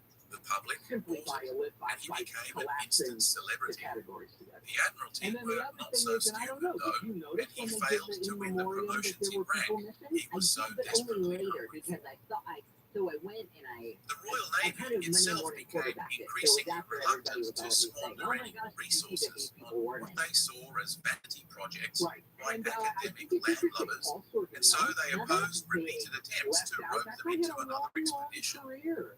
And there's But no everything reason, there's no changed scandal when the about it. German government Tony began flexing Churchill, on them by Polly Warner, financing a number of right? their own expeditions there. to both the This Arctic young and lady the who died Antarctic. so tragically A young, sudden Harvey resurgence Keene, of who was in political triangle interest sadness, now re-emerged which was to deny the nominated Germans for Best any Picture, that prestige film, that they felt rightly not in belonged there, to the and British. Hayes not in It there. also Yeah, that's a grated big on one them that too. Armidson's Fucking recent Little Feather's small-scale Wow. operation Even had though they shown made itself that to be huge superior deal to of the throwing a established big doctrine thing of on massive her right before she expeditionary died. assault on an Right. objective. Right? And then didn't There even was only include one her thing in the for it, thing. So an that's even about more the only massive expedition controversy to ram the that point home. happened at the Oscars, and So, maybe Sir they'll come Clement out and say Markham, why. president of the people weren't Royal Geographical Society, All right, Jen. Well, I'm glad granddaddy you and I of are on the same monumental page. projects, Absolutely. once again In began fact, hustling So, for yeah, all right, funds. see you tomorrow. The Admiralty, suddenly Gary nervous and about the Shannon are Germans coming up swarming right now. over potential This is assets, KFI AM 640, cautiously live committed to everywhere the idea, on the and iHeartRadio. plans began to crystallize for an expedition to the South Pole. We think we are lumberjacks. Even Scott blinded once accident. again put up his hand, but his dreams of another massive Navy-led campaign was slow to draw funding, and many distrusted both Scott's competence and Sir Clement Markham's autocratic demands for I'm control. Jennifer Jones Lee live from the KFI As has 24 ever hour been the newsroom. case throughout Original history, bank with several aspiring locations in adventurers California. now turned to wealthy philanthropists for KFI's Blake support, Crowley reports with the live from an promise outside of naming signature some bank obscure location knob in Beverly Greek Hills, after where them, he says and this was regulators that definitely the bank. becoming the norm This will say everywhere. clients of Signature Bank will be able to access So their it money was with with more than Shackleton, 110 greatly dollars upset in by assets. Scott's Signature Bank negative is the and, third as it largest turned bank out, failure in spurious U.S. history. portrayal of The him New in York his based bank book has as a locations in slacker. both the LA area and Since Orange County. returning, The seizure Shackleton follows had the struggled recent to failure make of a go of California-based things in Silicon civilian Valley life, Bank, which and collapsed now when people held a rushed to withdraw multiple their money grudges because against they were Scott, concerned about the whom bank's he in financial turn health. viewed as a Officials say bumbling that idiot. bank's customers will So also he be able to suddenly access announced their money. plans to push Reporting for live both in the Beverly Hills, geographic Blake and Crowley, magnetic KFI. South Poles, and courted a number of wealthy businessmen to finance it. President Biden says Both his Sir Clement administration has Markham taken quick and Scott action in were response to beside bank themselves with failures. fury. All customers Money was who have tight, deposits and in this Shackleton bank, was rest muscling in assured- on the plans. Rest assured they'll be protected.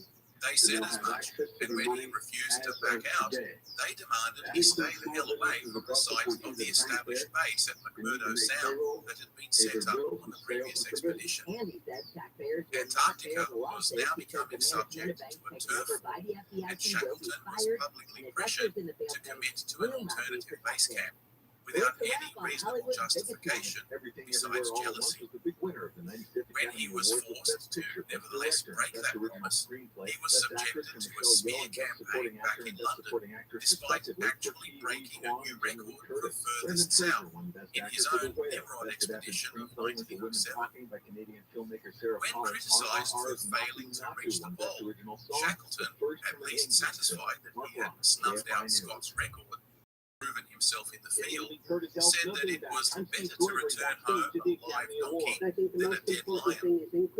Some in the establishment back in London disagreed, but the public nevertheless hailed him as a hero on his return. Shackleton had just upped the ante, but he and his team barely made it back home alive, in snowshoes I pointed out. None of them had bothered to learn from the Norwegians, who seemed to be getting on famously in the snow.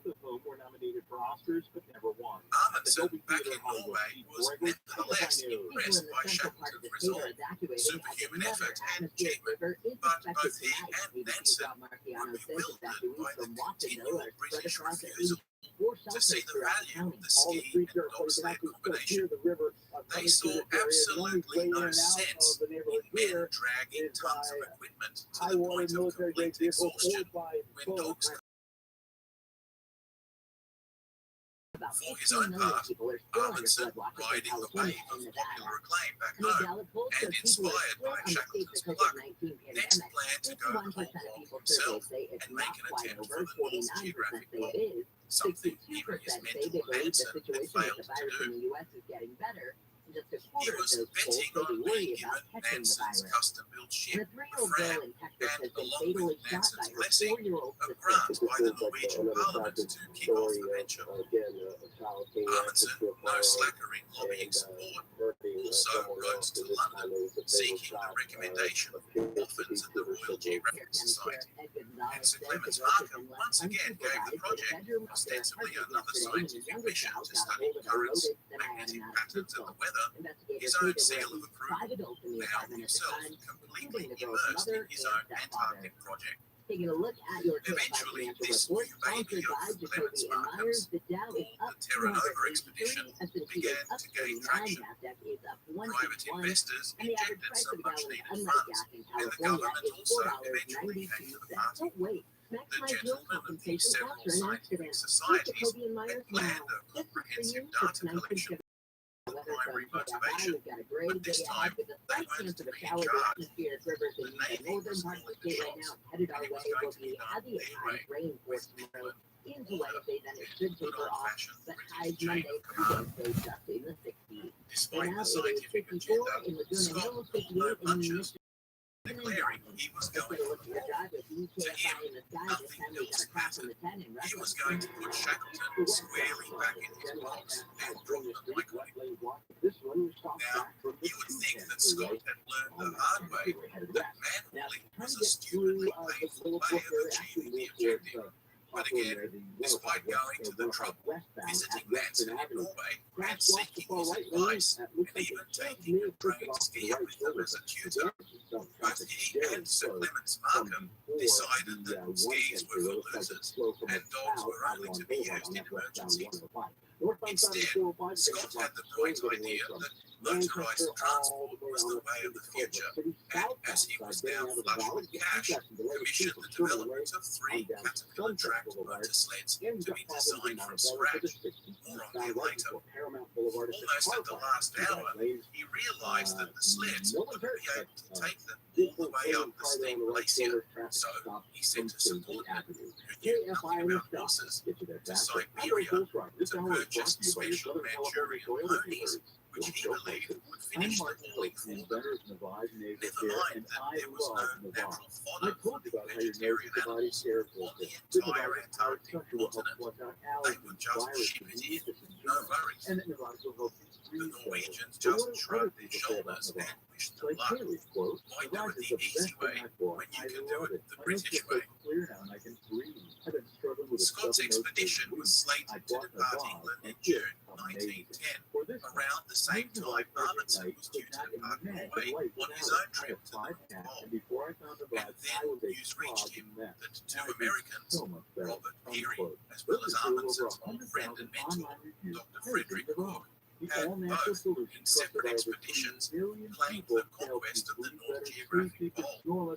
The news shocked him. What was the point of his own expedition now that two others had already beaten him to the punch? Sure enough, the phone soon rang hot with creditors wanting their money and sponsors threatening to cancel their support. The public just wouldn't be turned on at all by anything less than a heroic first. He was out of cash and about to lose everything. It was just a matter of time before the government impounded his ship to save the expedition. Outwardly, he optimistically said that there was plenty of oceanographic work still to be done in the Arctic, and that he was excited to get into it. Secretly, though, he engaged in feverish modifications to fit the new agenda. If the North Pole was gone, he was just going to head in the opposite direction and go for the South Pole instead. Oh, he would still fulfill his contractual obligation of Arctic data gathering. He would just do it after going to the South Pole. No problem. This is Jacob Emrani. If you've The been in thing an is, accident, Scott call was just about to go for the same price himself for his own reasons. Things might get awkward because Scott had just given Amundsen some equipment that they would calibrate and compare notes from the opposite ends of the earth. The Norwegian government, sensitive to British opinions, might itself pull the pin, not wanting to risk offending anyone. But as far as Amundsen was concerned, the die was cast. After years of meticulous preparation, everything was ready. There was no way out for him besides victory or bankruptcy. When Scott made a visit to Norway to inspect the development of his sled engines, Amundsen evaded meeting up with him and even avoided answering the phone. So, on the 7th of June, 1910, Norwegian Independence Day, the Fram snuck out of Norway in the dead of night, under everyone's nose, and by the morning, she was out of sight of both the government and the creditors. Only Nansen, still blissfully unaware of Amundsen's change of plan, watched her sail away into the darkness, and with that, his own dreams of adventure. He reportedly told his son, some years later, that it was the bitterest moment of his life. The crew also, most of whom were unaware of the change of plan, now settled into life on board. Amundsen once again had assembled another crack team of companions. 3 naval officers, Nielsen, Westrud, and Gudsen, all trained in oceanographic science, magnetic data collection, and Arctic navigation. Mystic, an all-around handyman, and dog-handler extraordinaire. Olaf Bjaaland, a world champion skier from Telemark in both jumping and cross-country. Bjaaland was already a national hero when Amundsen asked him to join. To top it off, he was also a skilled carpenter and steelmaker, and he was thrilled to sign up, becoming a critical member of the polar assault team.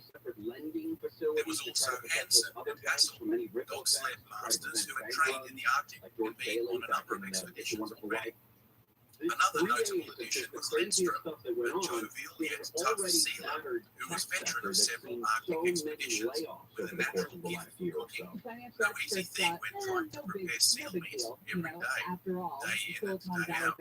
He had served with Amundsen in the Northwest Passage, and his entertaining and calming demeanor earned him the love and respect of all the crew.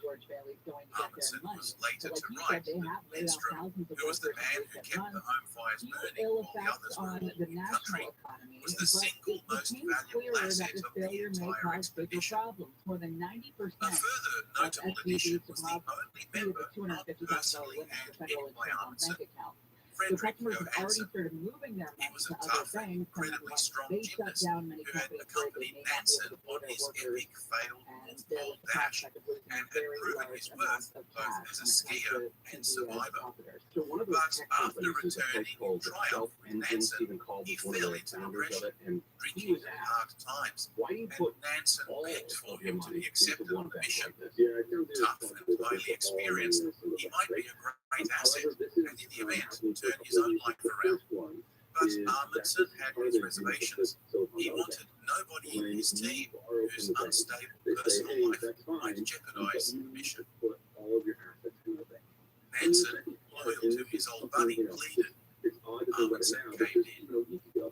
Altogether, there were 19 members of the expedition, all of whom, besides the captain and first mate, were completely oblivious to Amundsen's change of plans. But murmurings soon began, only to schlep them halfway around the world when they could have just got some in Alaska. The signature harmony that was the hallmark of Amundsen's Northwest Passage voyage was now replaced by an uncomfortable air of suspicion that something just wasn't right. Acutely aware of the mood and desperate to clear the air now that they were away, when they reached Madeira to rest and resupply, Amundsen gathered the crew and dropped his bombshell. They were stunned. He gave everyone the option of resigning and returning home, but each one, in turn, agreed to stay on. They understood and told Nansen, profusely apologizing for his deception, begging him for his ongoing support back home, in hopes that triumph in Antarctica would rectify any offense the government might take in the scandal. He also sent a telegram to Scott, who received it when he himself, already well underway, had reached Is Amundsen. expected to soon begin debate on measures Bewildered, designed to prevent Scott similar telegraphed crises London. from occurring next Sir time around. Clements Markham, Maybe new barely banking recovering his regulations, maybe composure changes to the after FDIC Shackleton's insurance recent regime, interloping, other laws unleashed a tirade of aimed at abuse at the improving Norwegian, stability of the referring to banking him as a system. rascal and a blackguard, We will see and what is to insisted come. that Amundsen be denied any landing near their own base of operations. Scott, already in full race mode, given his ongoing feud with Shackleton, shrugged it off as ridiculous, saying that, after all, dogs were clearly inferior to both ponies and motorized sleds, and blissfully carried on with his own preparations, confident of success. They needn't have worried about the Norwegian squatter at their base.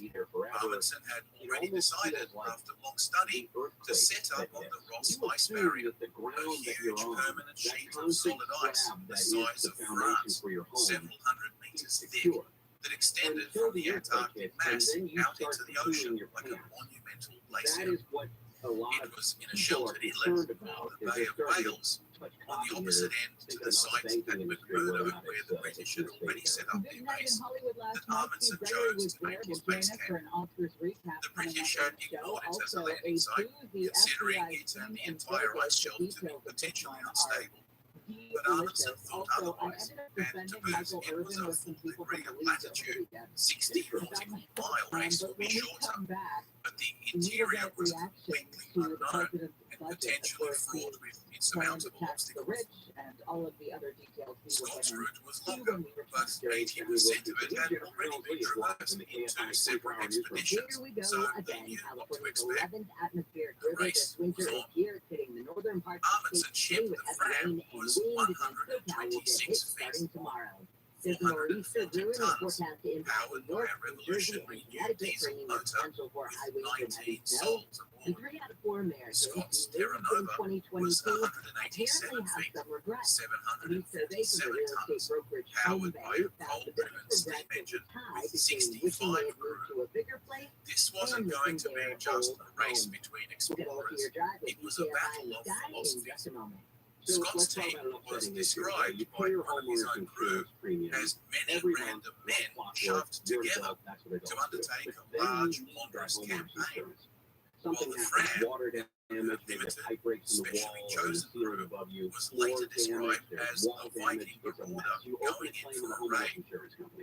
and you 4 find that months after insurance company leaving is going to Madeira pay you by so little, you mid-January, probably won't even be the able to Fram repair was the damage. finally So, anchored off this the is when Great you Ice call Barrier. Abner It's Gas, because 200 feet Abner high Gas is a walls public gleaming in the insurance adjuster, sunshine which means like he the is on your battlements of a side. fortress. So while you can try to Finding negotiate a with the foothold and insurance company passage yourself, up was not you're easy, going to find it's but not that easy. eventually they Abner will scrambled come their way up, alongside you. and orders He were will given to negotiate on your construct the behalf to base make camp sure that 4 you get the kilometers best inland. possible outcome, not the This insurance they company. did using His team, they've been prefabricated dealing with lug insurance components companies for years. that the It 2 is all they carpenters do. on board In fact, quickly they've also reassembled rated and 5 locked stars deep on into the Yelp, ice sheet Google, Better within Business just Bureau. 6 No days. one messes around with Their Abner new Gas. home And his away team, so from give Abner a home call. was to be His called direct line, Framheim by the way, after the ship. 818-917-5256. The howling, boisterous team of almost 100 dogs excitedly got to work, Or visit pulling tons of supplies and material across the ice in the first bit of action they had had after months of boredom or at call them sea. directly, 818. Each crew member was assigned a number of dogs to care for, Because my and weather's as on in KFI, Yoahaven it's a great before, day ahead with it the went flight a long chance of a way to shower staving high off the up to 60. boredom and This report stress is of brought to life you on by the ice. Jackson Their furry Let's go look at companions your driver, getting into KFI, frequent and mischief drive by and the right antics. flow and Cajon Pack. Hunting parties were also sent out to procure seal meat that would feed the dogs and lessen the risk of scurvy among men. From early this morning down near By February, they were now ready to begin the first great test of their mission, the transportation of supplies into regularly spaced depots as deep into the terrain as possible, so that the attempt on the pole the following season would need to carry few supplies. It would also provide plenty of food and cooking fuel on the journey back. Amundsen was determined to avoid the near starvation that both Scott and Shackleton had experienced in the previous discovery and Nimrod expeditions, so he meticulously planned the design and spacing of distance and orientation markers that could be easily stumbled across even under severe blizzard conditions. Just then, they sighted a ship in the bay. Fram. It was the Terra Nova. She had just deposited Scott and his shore party and was scouting a landing site for their secondary expedition to map the vicinity. Shocked at the encounter, they had expected Amundsen to be on the other side of the continent in the Weddell Sea. They nevertheless cordially received each other for breakfast and lunch the following day, exchanging pleasantries with Amundsen showing the captain around Framheim, even offering to share the entire site with them if it was convenient to their mission. They declined courteously, of course, and hurriedly returned to Scott's camp at McMurdo to report on Amundsen's activities. It was now time to start laying out the depots of food and supplies along the path that the polar assault team would travel. This would be accomplished by loading up the sleds and then skiing out on a number of consecutive runs, hopefully laying supplies deeper south each time. The first run was made by 4 men and 3 sledges pulled by 18 dogs. As they made their way across the ice sheet, they didn't know what to expect, but by the end of the first day, they had skied almost 30 kilometers. It was their first test of dogs and equipment, and Amundsen noted in his journal how splendidly the dogs were performing and how he just couldn't understand why the British were so averse to using them. It was a dream run, and the next few days were no different, as man and beast settled into their daily rhythm, Amundsen forbidding any more than 30 kilometers of progress per day before setting up camp, and Red Canada had taught him that to be full of vigour and clear-headed at all times. In just 4 days, they had reached 80 degrees south, setting up their depot and planting their intricate network plans and back to Framheim. Within just 1 week, they had astonishingly covered 260 kilometers. If you've got pain from arthritis or injury, don't take Meanwhile, steroids and Scott surgery had also as the only begun option. his own depot run, but ran into trouble before it even began. QC Kinetics now One in of his Glendale, 3 Orange, heavy Michigan today. motor Have a call for a sledges free being consultation. unloaded onto an 213-997-PAIN, unstabilized platform beside the ship, 213-997-PAIN. cracked and sunk to the bottom of the bay. Joint pain relief has arrived. The other 2 were plagued with mechanical problems and were completely unusable. Is the best way The to 8 bring ponies God's fared little better, plodding along, their hoofs frequently breaking through the ice, sinking them often to their bellies, and needing to be offloaded and extracted. The men continued onward, hauling everything by themselves, but a blizzard and slow progress induced Scott to dump their loads at 79.5 degrees south, a good 30 kilometers less than they had hoped. As they lay in their tents, completely exhausted, the two dog teams that had been brought along, at the recommendation of Nansen back in Norway, trotted up with their own sleds, a little wobbly as beginners often are, but they had started days behind and had now completely caught up to Scott's immobilized party and seemed not the least bit troubled by the blizzard. Officers in his team reported that Scott seemed alternately surprised and then annoyed at the efficiency of the dogs, and how even in untrained hands, they basically overtook every other team. Indeed, comparing Scott's round trip with the Norwegian party, his daily average distance travelled was less than half of Amundsen's, but the fatigue factor was orders of magnitude worse. Even the ponies were completely exhausted, one dying on the way, and several others falling through an ice sheet and drowning, such that of the 8 that departed, only 2 made it back alive.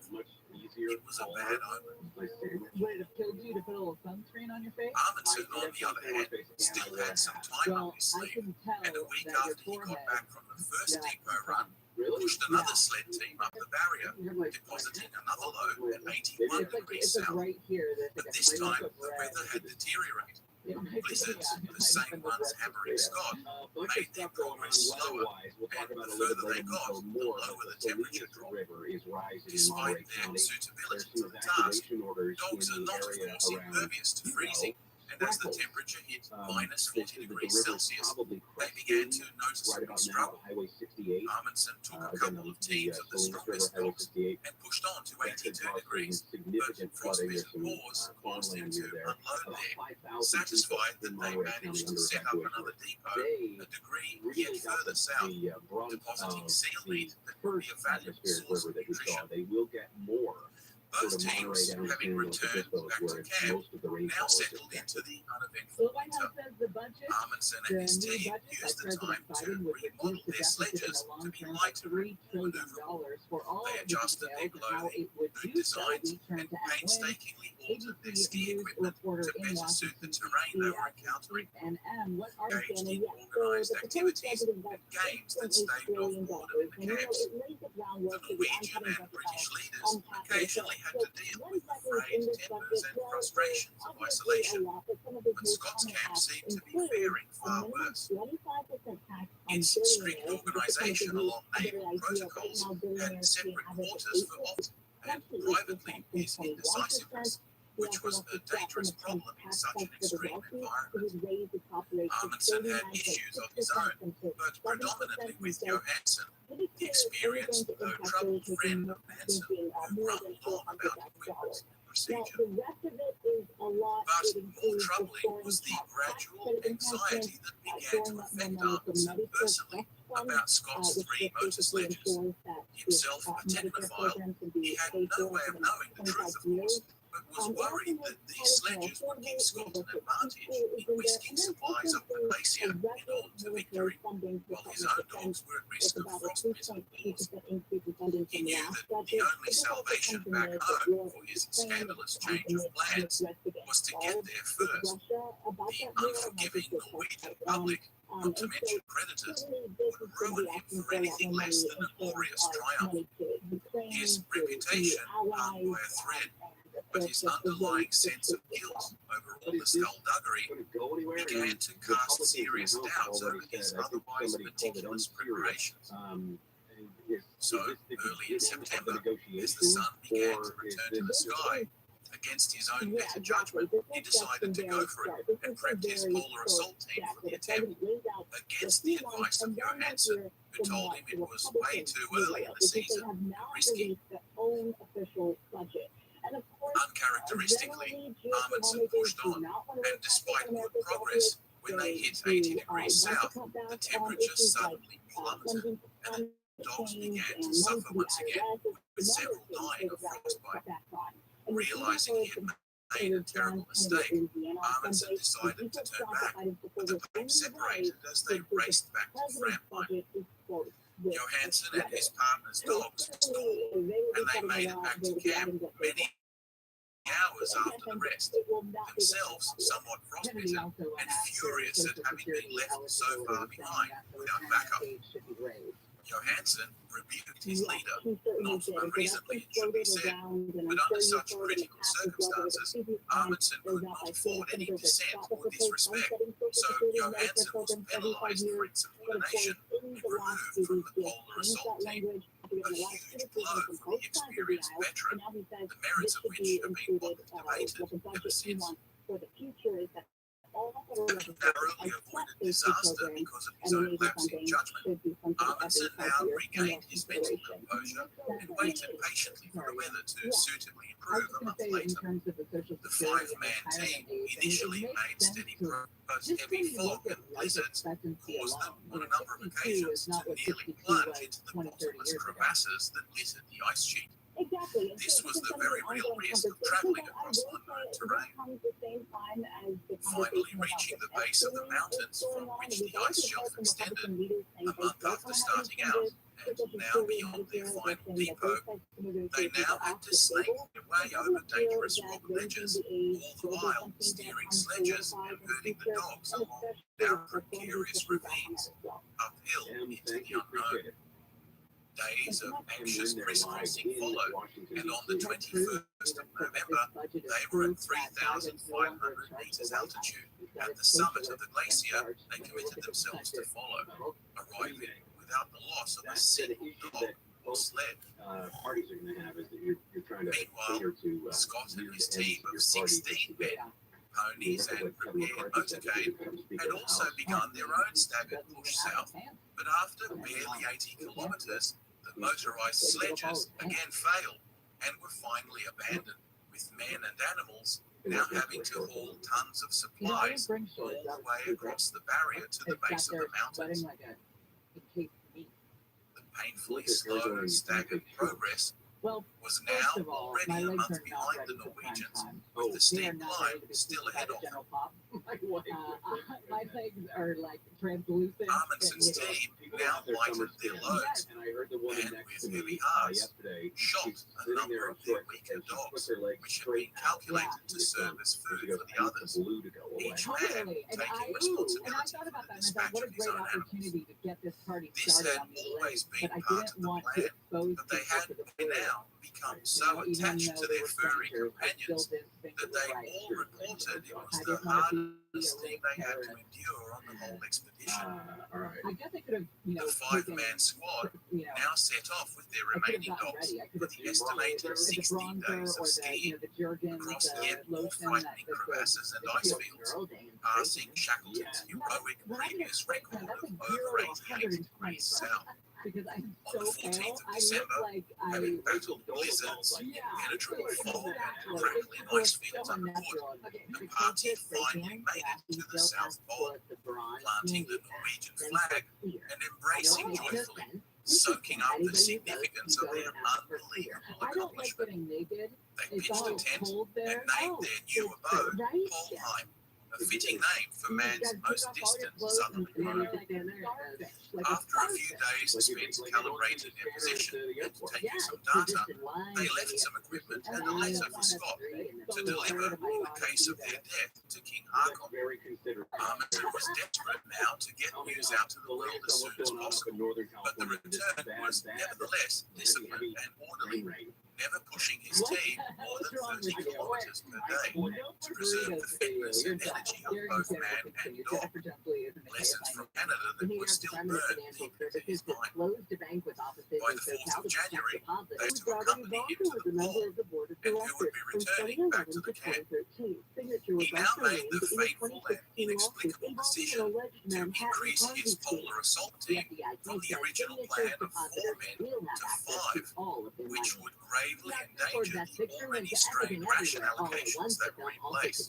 other On the statues, including 17th for of Best January, Actress, Best plodding Supporting Actress, one and painful, Best burning Actor. step The after film had another, 11 a nominations. look of Brendan dread Fraser won suddenly Best bled Actor across for their his role faces in The Whale, as about they came 600 across pound man, Amundsen's pointing tent to Mendes' with his letter relationship with his and daughter, the who beat dawning out Alfred realization Butler, who that started they the had got biopic there Elvis. over 1 A month man ago. in Chino Hills has been arrested for With the stealing a usual backpack that British had stiff upper GPS lip, enabled they headphones consoled inside, themselves at leading their deputies to momentous rush to his achievement, location. The heroically San Bernardino completed on foot. County Sheriff's But Department the said the price they video would shows the pay man was breaking into a already car beginning yesterday to and show. stealing the backpack. Deputies were able to The use men the were GPS completely tracking to exhausted. pinpoint the man's The location trudging at a had business frozen parking their lot inadequate on Mountain limbs, Avenue with where he was several men taken into developing custody. significant frostbite. Healthy animal care is Moreover, not it had been some time since they'd had a fresh there are a meal, few dozen and the cats from a telltale depression and mental fogginess ready for began to set adoption. in. The 46 cats and kittens Amundsen's were team, found to be back crammed on the into a barrier, single apartment. now upped OC the Animal pace Care says and after was soon multiple at their conversations depot about with four food living aplenty conditions last week, and the the owner remaining agreed dogs to in hand good them over form. to the shelter. The The vet team laborious first evaluated groundwork the of cats, and the setting majority were iron found to be in visible good markers The first and 35 regular have been intervals released for paid off adoption. as they Adoption described easily as shy found their experts way that warm to up the quickly next and have and the friendly, next one. gentle personalities. Even when OCAT blizzards says whipped up after more than spontaneity 200 in core 1912, incarcerated they were back at Hey, Framheim, if it's next both year, men kids, and on a dogs flight, the having Department of actually put Transportation on says weight you should despite have to. The skiing and Department of sledging Transportation has almost asked Congress to ban the 3,500 practice of making kilometers parents pay to sit over the next to their course of kids on those 99 flights. The move days, follows President something Biden's that calls had to never get rid been of heard of selfies. in And after European officials Arctic conducted a review exploration, last year of where airline food starvation and policy. scurvy were the ABC's Deb norm. Wynn says a letter to the His Transportation lessons learned from the Secretary, Eskimo Pete of Buttigieg, maintaining a asked House Speaker leisurely, McCarthy to energy-preserving bar pace airlines had from paid charging off, the so-called with his standard team now seating safely fees back at if base adjacent and seats reunited are with their available colleagues, during booking. Your ecstatic at SoCal having weather from achieved all KFI of their looks like we've got objectives a 10 great day days ahead. ahead of It's just schedule. getting us ready for tomorrow when the rain is coming Amundsen's in. It is meticulous, 11 intricate planning and atmospheric river subsequent coming gamble into for the glory area this had year paid so off. far. Heavy rain Surely expected he Tuesday was night now into vindicated. Wednesday, then the rain They were shifted the to off. first to Highs the will South just be in Pole. the 60s. They hadn't And at interfered 57 with in the Newport British Beach and expedition, in Yorba and they had Linda. even Let's head sent to your several drive with side trips KFI in the to sky. be the We've got first to fast on set foot on 215. King Edward VII's land, as well as to conduct the first oceanographic survey of the South Atlantic, all the way from Africa to America. They were professionals, indeed a Viking strike force. The Fram having returned from her own expedition, he quickly wound up and soon departed for Hobart, where no news had yet arrived of Scott's progress. They were warmly received by the local governor, and churches held services giving thanks for their safe arrival. Amundsen sent telegrams to his king, to Nansen, and to the media, and Norway soon erupted into national celebration. His reputation back home was safe, but the political establishment was worried. It wasn't long, though, before the team received congratulations from abroad, with King George V and even Theodore Roosevelt sending their well wishes. Some elementary of the Norwegians. Shackleton, on the other hand, was well pleased. There was little chance that Scott would vote over him, now that Amundsen had taken the pole from right under his nose. So much for the mic drop. The Fram eventually sailed on to Buenos Aires, where she was to be refitted at the expense of a wealthy Norwegian expat for the ongoing voyage to the north, as originally intended. Meanwhile, Amundsen would go on a whirlwind tour around the world, giving what were to him painful lectures to packed out audiences wherever he went. It was while in the United States that Amundsen received the dreadful news of Scott and his party's fate. As feared, the supplies for a 5-man squad were inadequate.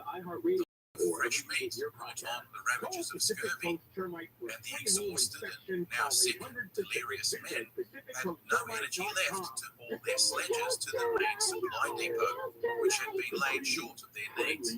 Their markers had also been poorly set, and in the increasingly foul weather, they became ever more disoriented, having spent 150 days in the freezing terrain. Confused final orders meant that the dog teams that could have delivered fresh supplies to them never materialised. So, one by one, Scott's brave companions succumbed to their deaths, stoically writing their journals to the bitter end. The last to die, even addressing parting words to the British public, snatching what has been described by some historians